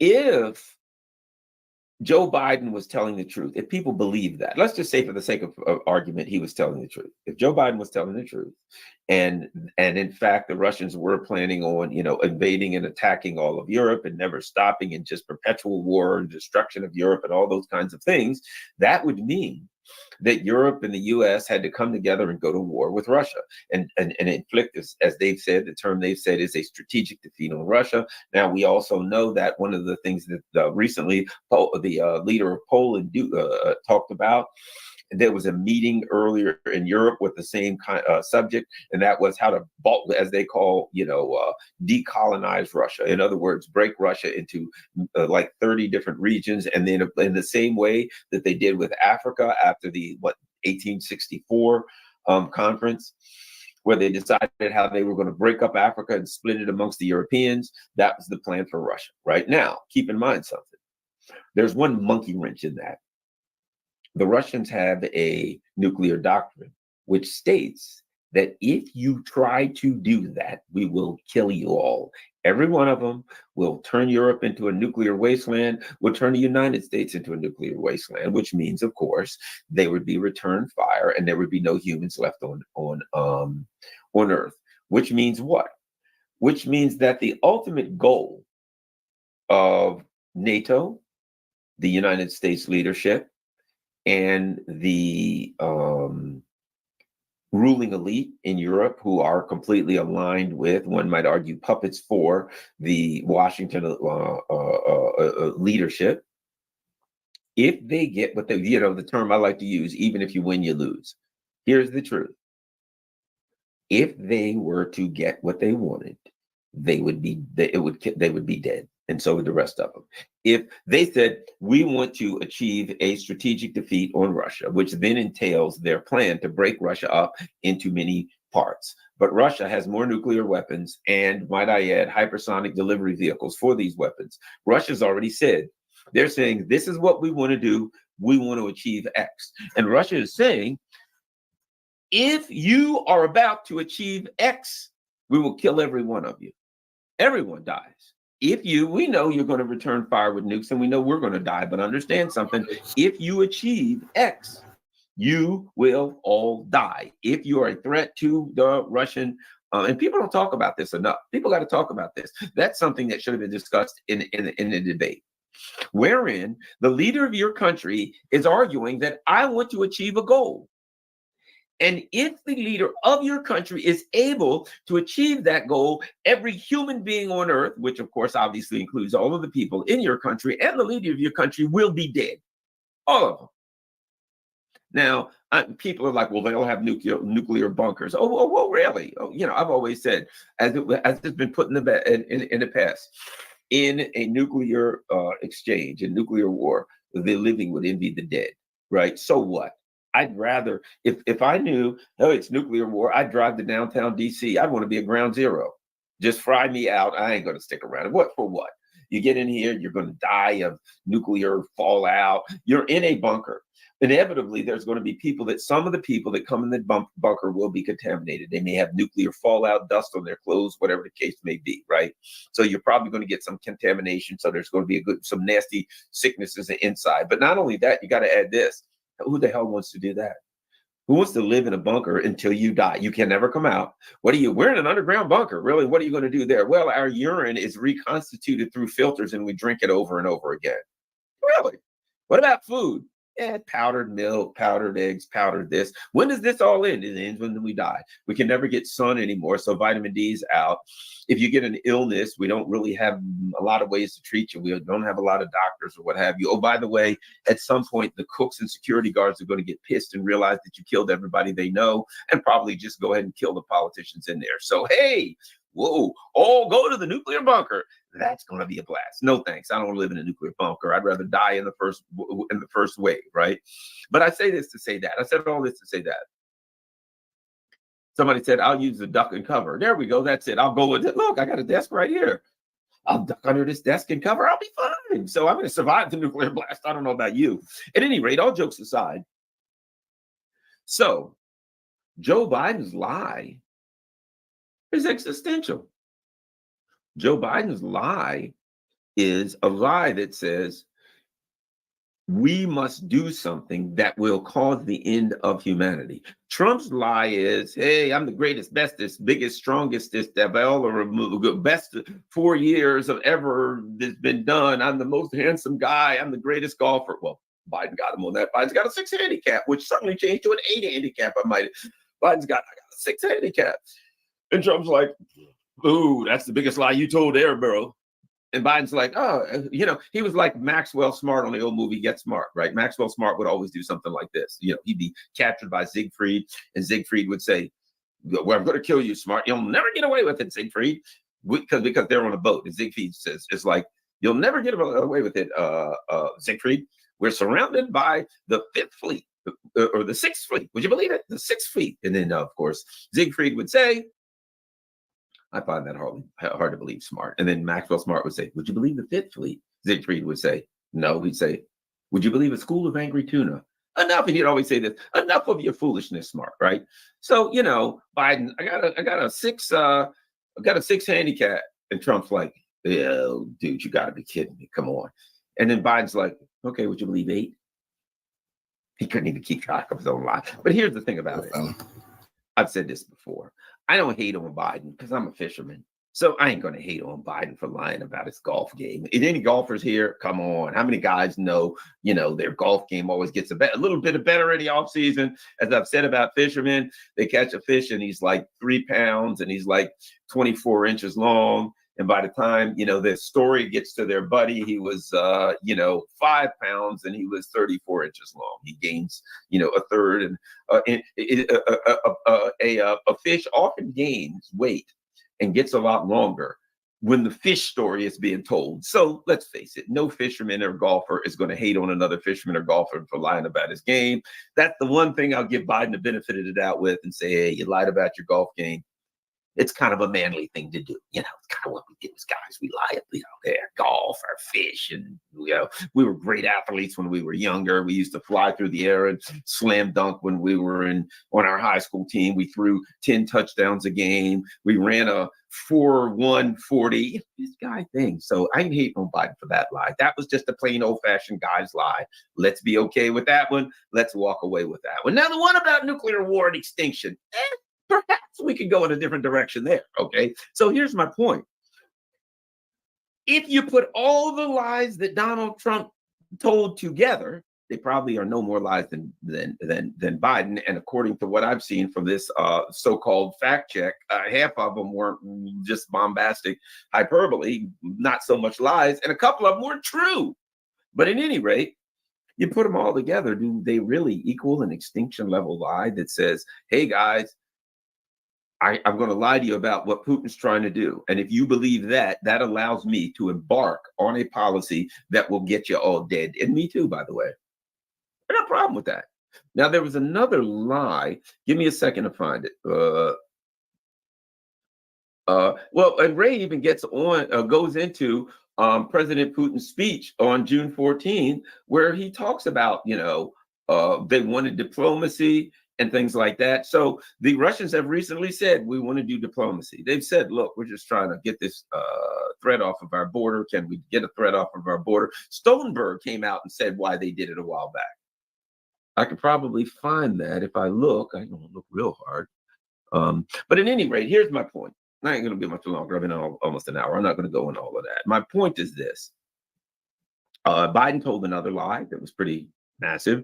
He said, we haven't sent 2,000-pound bombs to Israel because they, could do a lot of damage in a populated area. We don't want to do that. Well, here's the problem with that. They've sent thousands of them. And they have, in fact, did more than just a little bit of problems in a populated area. They were a significant element in a genocide that is currently going on.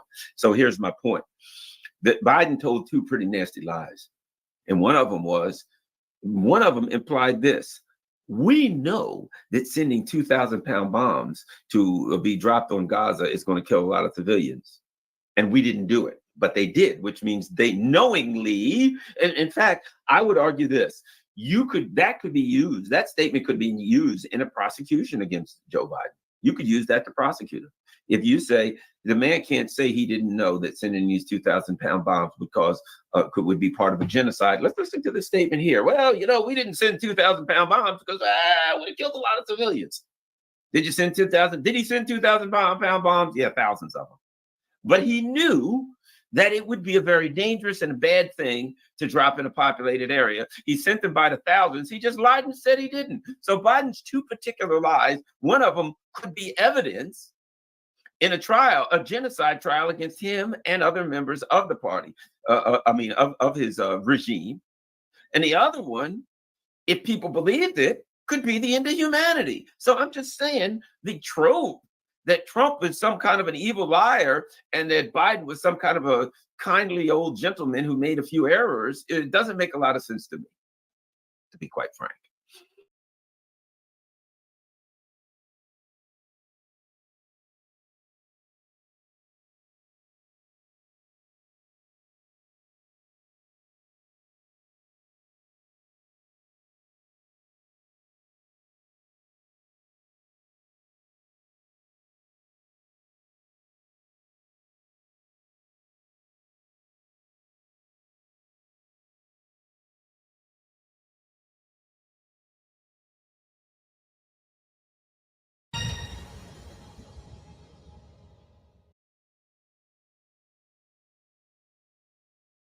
Hi, everyone. Judge Andrew Napolitano here for Judging Freedom.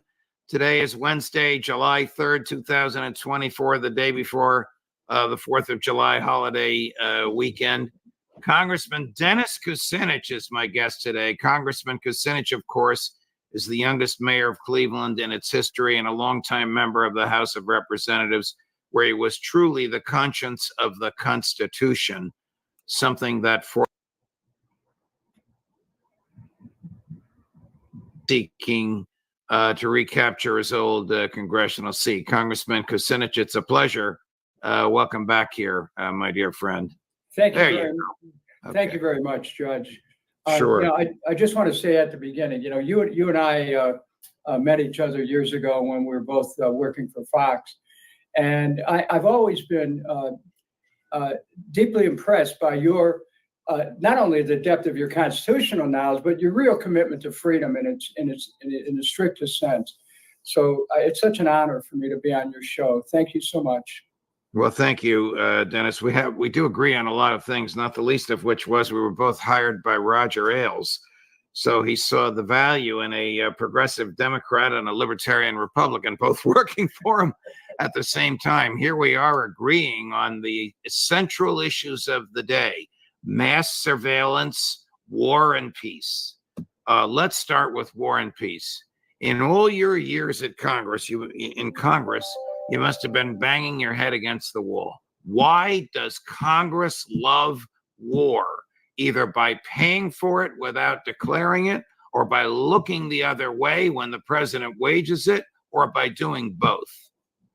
Well, first of all, I'm sure that many of your viewers already know that the Constitution of the United States defines the responsibilities and the powers of Congress in Article 1 and of the executive branch in Article 2 of the Constitution. But what's happened is this: Congress has ignored its Article 1 responsibilities. Article 1, Section 8 of the Constitution makes it very clear that Congress and Congress alone shall have the war power. If there's an emergency, the president can respond. However, most of these wars that we've been involved in have not involved emergencies. They've involved a contrived and dedicated effort to drag our country into wars. And so Congress has shirked its responsibility. It doesn't declare war, but then it appropriates massive amounts of money for these wars. And if there's one thing I'm sure of now, it's that the American people have had it up to here with these forever wars. But what they need to know is that Congress has the ultimate responsibility here, and they've been shirking it.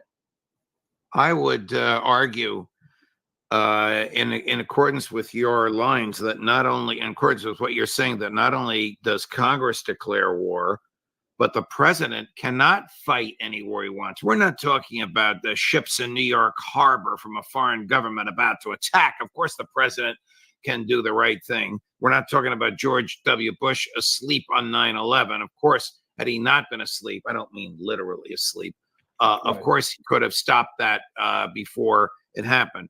We're talking about these wars like in Ukraine, like when Barack Obama used the CIA to bomb Libya, and like all the slaughter that's going on in Gaza. Let's start with Ukraine. I would argue, Congressman, tell me if you agree with me, that even though Congress has the war power, due to treaties we've signed, it can't declare war on Russia. Russia poses no military threat to the United States at the present time. On the contrary, we pose a military threat to Russia. We just bombed their beach on Sevastopol on a Sunday afternoon of a holiday. Yeah, I will say that, first of all, the Ukrainian people have suffered mightily from this tug of war that started with the United States engineering a coup against the government of Ukraine, taking it over, and then beginning to advance a policy of aggressive action in both Donetsk and Luhansk provinces. So we have a situation where the United States, this government, has pushed for this war in Ukraine. The Ukrainians have lost over 600,000 people in this war. The flower of their youth has been decimated on a battlefield. They're now in a position where the government of Ukraine is privatizing massive amounts of farmland, which is another way of destroying the patrimony of Ukraine. Ukraine has been basically destroyed because of this war instinct. And Russia, there could have been a peace deal 2 years ago, but it was sabotaged by Boris Johnson at the request of the United States. I mean, we really have to stop this effort on the part of our nation of continuing to go abroad,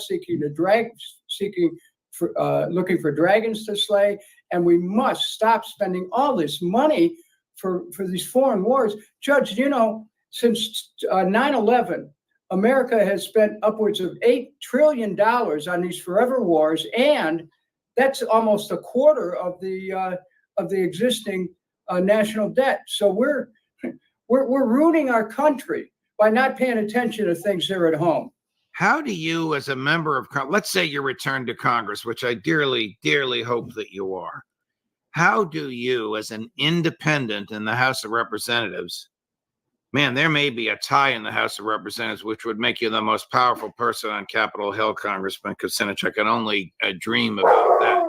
But how do you, as a member of the House of Representatives, deal with all your neocon colleagues who seem to populate 3/4 to 4/5 of the Congress?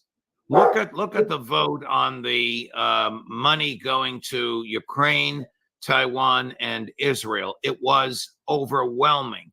You had AOC and her progressive buddies on the left. You had Thomas Massey and his libertarian buddies on the right. And the vast majority of Congress in between voting spend, spend, spend, kill, kill, kill. Yeah, I mean, for my part, I raised my voice from the highest point in the land there on Capitol Hill, and I let people know exactly what's going on. They may not want to hear it. Unfortunately, those voices, which were much more powerful 20 years ago, have now been muted, particularly within the Democratic Party. And so, from my position, if the Congress is split down the middle, as you have suggested it could be, 217 Democrats, 273 Republicans, and 1 independent, myself, I will use that position in every way to stop these forever wars, to stop sending all this money overseas without taking care of things here at home, to seal the border, to stop government spying on people. Remember, this Section 702 was expanded by a single vote in the House. Right. Had I been there, it would have never happened. And Right. so, one person can make a difference, particularly in a split Congress. And I know how this works, Judge. I was instrumental in stopping the war in Serbia. I held up the war for several days against Libya. I warned the Congress after 9/11. There was no proof that Iraq had anything to do with it. I was able to organize at least 126 members of the House to vote against the Iraq war resolution. So, this is a position that I know how to put in service of the American people, and the people of the 7th District will have a voice. And because of that, the American people will have a voice for peace, for freedom, for fiscal integrity, and for making sure that we have borders in our country and that we protect our borders, seal them off, and remain a sovereign nation. Congressman Massey, who agrees with you on many things, recently told my friend and former colleague Tucker Carlson that every member of Congress has a minder from AIPAC, the American Israeli Political Action Committee, arguably the most powerful lobbying group on Capitol Hill. I would imagine you don't have such a minder. Are they contributing to your opponents? We haven't talked about Gaza yet, but we will. But is money coming into your congressional district from the American Jewish lobbying groups to defeat Dennis Kucinich? Well, I would say from campaign finance records, the answer to that question is yes. I think the people in the 7th District will ultimately make this decision. But we know from, let's say, the recent race in New York State with Bowman, how much money came in. I mean, I heard various reports from $13 million upwards in a congressional race. That's an astonishing amount of money. And the real question is, should a lobby that represents another country have to register as foreign lobbyists, and should they be permitted to have this kind of an impact on the political system? I mean, the whole thing about having a nation is you have sovereignty, and to have other nations or any other country come in and to help set the political agenda in our countries it shouldn't be permitted, period. I mean, we're America. We remember a few years ago, President Trump was falsely accused of being a tool of Russia. And everyone was, the Democrats raised the issue and everyone was all upset. Oh my God, Russia. Well, Russia did not interfere in our election. But we have another country which is interfering in our election through their lobbyists in Washington. And that really undermines who we are as a nation. We didn't declare our independence from the British Crown in order to become dependent and directed by those who have first interests in another country. And so I think, yes, the answer to that is yes, they're having an influence. But I think the people will make the ultimate call. There is one thing I want to say. You mentioned Congressman Massey. He has been fearless in his defense of the Constitution and in challenging the this attempt to hijack our country. But there is one thing I want to say. He recently and unexpectedly lost his beloved wife, Rhonda.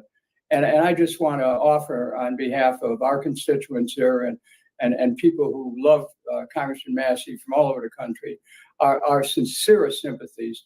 What a heartbreaking moment for a great American patriot. Yes, Thomas is a wonderful person. He's been a friend of mine for many years. His broken heart and his wife's eternal salvation of her soul are in my prayers. I don't know what the cause of death was. The last time I saw her, she looked very healthy, and then all of a sudden we got the word that she was gone. Thomas Massey is a Methodist, but when the Pope addressed Congress, this Methodist congressman gave me a ticket to the best seat in the House. So there I was, seated, eye contact with the Pope. Behind the Pope was my Catholic governor of New Jersey friend, Chris Christie. Now we're across the whole House of Representatives, and he's mouthing me, "How did you get that seat?" He's looking at the back of the Pope. I'm making eye contact. Answer: a Protestant congressman named Thomas Massey. A great religious freedom is wonderful in America. Yeah. It's one of the many freedoms we celebrate on the 4th of July. Yeah, it's a great human being. Is trying to resist the impulse toward war, whether it's aid to Israel or whether it's aid to Ukraine, because the president of the United States has an antiquated Cold War view of Russia, which is no longer realistic. Is efforts to resist that fruitless in the Congress? it's imperative that we resist war. You know, we're in a whole new era. This Cold War mentality that you mentioned, Your Honor, is something that binds us to forever war. We have we're spending hundreds of billions of dollars now. We're going to at least add another $1 trillion to the national debt within the next couple of years because of the focus on war. What about things here at home? Don't we have enough problems here?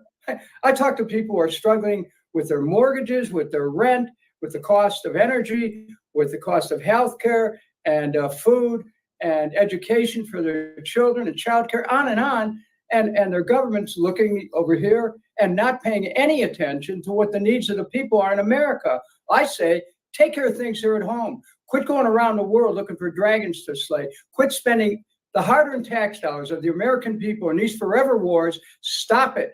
And the Congress can cut off funds. That's what Congress's power is. But I think you will be a voice crying in the wilderness. As much as I agree with that voice and as much as I admire your courage and love you as a friend, I think they're going to turn a deaf ear to you because for some reason they love war, whether it's enriching the military-industrial complex, whether it's boasting back home, we're not afraid, we'll fight any war. You know that macho mentality. That has now infected the Democratic Party as well as the Republican Party. You will literally be a voice in the wilderness when you make these arguments on the floor of the House, if they let you make them. You know what this is, what the House is like. It's not like the Senate. They're going to say, okay, Kucinich gets 2 minutes and nobody will listen. Your Honor, I know the rules of the House. I've studied them. And I know how to get into a debate. I know how to use parliamentary procedure. I know how to use the rules of the House to insert myself on behalf of my constituents into debates about these great issues that you talk about. And this truly is a moment when one person can make a difference. A single voice that speaks out loud can change the world. And I'm there to help redirect by working with both sides of the aisle, because I have the ability to do that. I've always had friends on both sides of the aisle. But as an independent, I'll be in a position to be able to help steer America in a different course. I mean, right now, except for the few people that you mentioned, Congress is basically on a course towards endless war. But our nation cannot survive that. We cannot survive it. And so I know how to define the key issues. For example, a couple of weeks ago, I let the American people know that in the National Defense Authorization Act, there's a provision to have automatic registration for the draft. And the Senate version wants to include women. We'd have the government putting into the database 32 million young Americans who, to me, it could be a form of slavery where you reach out and you grab people and you put these databases together and you create these wars, and then you bring the young people in and put their lives on the line for what? So, we're losing our freedom in this country because of wars. That's the other issue. It's not just an undermining of the budget. Well, you're right about that. And the legislation you talked about, the NDAA, the National Defense Authorization Act, which is about 1,000 pages long, there's no debate on over the draft. They just sneak it in. The draft absolutely is a form of slavery. I would argue it's unconstitutional morally from the perspective of the natural law, and unconstitutional from the perspective of the 13th Amendment, which prohibits slavery except as punishment for a crime. But you're talking about conscripting people against their will for an opportunistic war that the United States doesn't even have a dog in the race. I don't know that the American people will accept that, Dennis, but the Congress, which represents special interests, is going to give it to us anyway. Well, if they're coming for your kids, let me tell you, I'm someone, I helped get the word out about this. And you're right about the constitutional implications. I have focused on the 4th and 5th Amendment as being in play here with automatic registration for the draft. And again, American people largely don't know about this, and they don't learn about it until afterwards. Remember, I voted against the Patriot Act because I read it.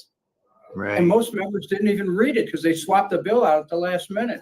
Right. So, there's a lot of games that go on there. And my return to Congress is going to give people an opportunity to have a congressman they can call their own, unbought, unbossed, somebody who's ready to take a stand and let people know what's going on and how their tax dollars are being spent. Can Congress run the government without borrowing trillions a year? Well, they're going to have to, because this approach that we have of just putting everything on the national credit card, and again, we got into trouble over all these wars. That's where, and of course the bailout of Wall Street, right? That added trillions. The COVID, the way that was handled, added trillions. The government, our government has to start focusing on the basic purposes of our republic, and that is to make sure that that the needs of the people are met, and that you go back to the preamble of the Constitution that laid it out pretty simply. We need to remember what we're about, and there's this effort to try to turn our government into a policeman of the world. We must not continue that. We have to stop these forever wars. We have to remember what we're about as a nation. Last question, or last subject matter. You're running as an independent, but you've been a lifelong Democrat. Should President Biden drop out of the race? That's a decision he's going to have to make. But look, this debate that happened the other day, from what I saw, there was really nothing new in terms of his presentation. It may have been halting. He may have slurred some words, but that's been going on for several years. When at one point, when everybody sees it, it's like people go, "Whoa, wait a minute! Is he ready to go forward with the office?" I think that's a question that he has to decide. Ultimately, the American people are going to make their judgment in November as to whether or not, if he remains on the ballot, which I think he will, by the way. If he remains on the ballot, it'll be up to the American people to make their assessment. But it was certainly a moment for great concern. And I think that, there's a number of member of Congress who are starting to speak out and raise questions about whether he should go forward.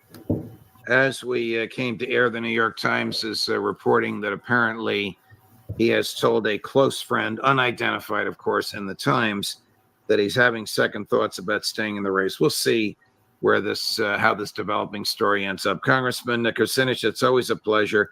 Go ahead. Follow me.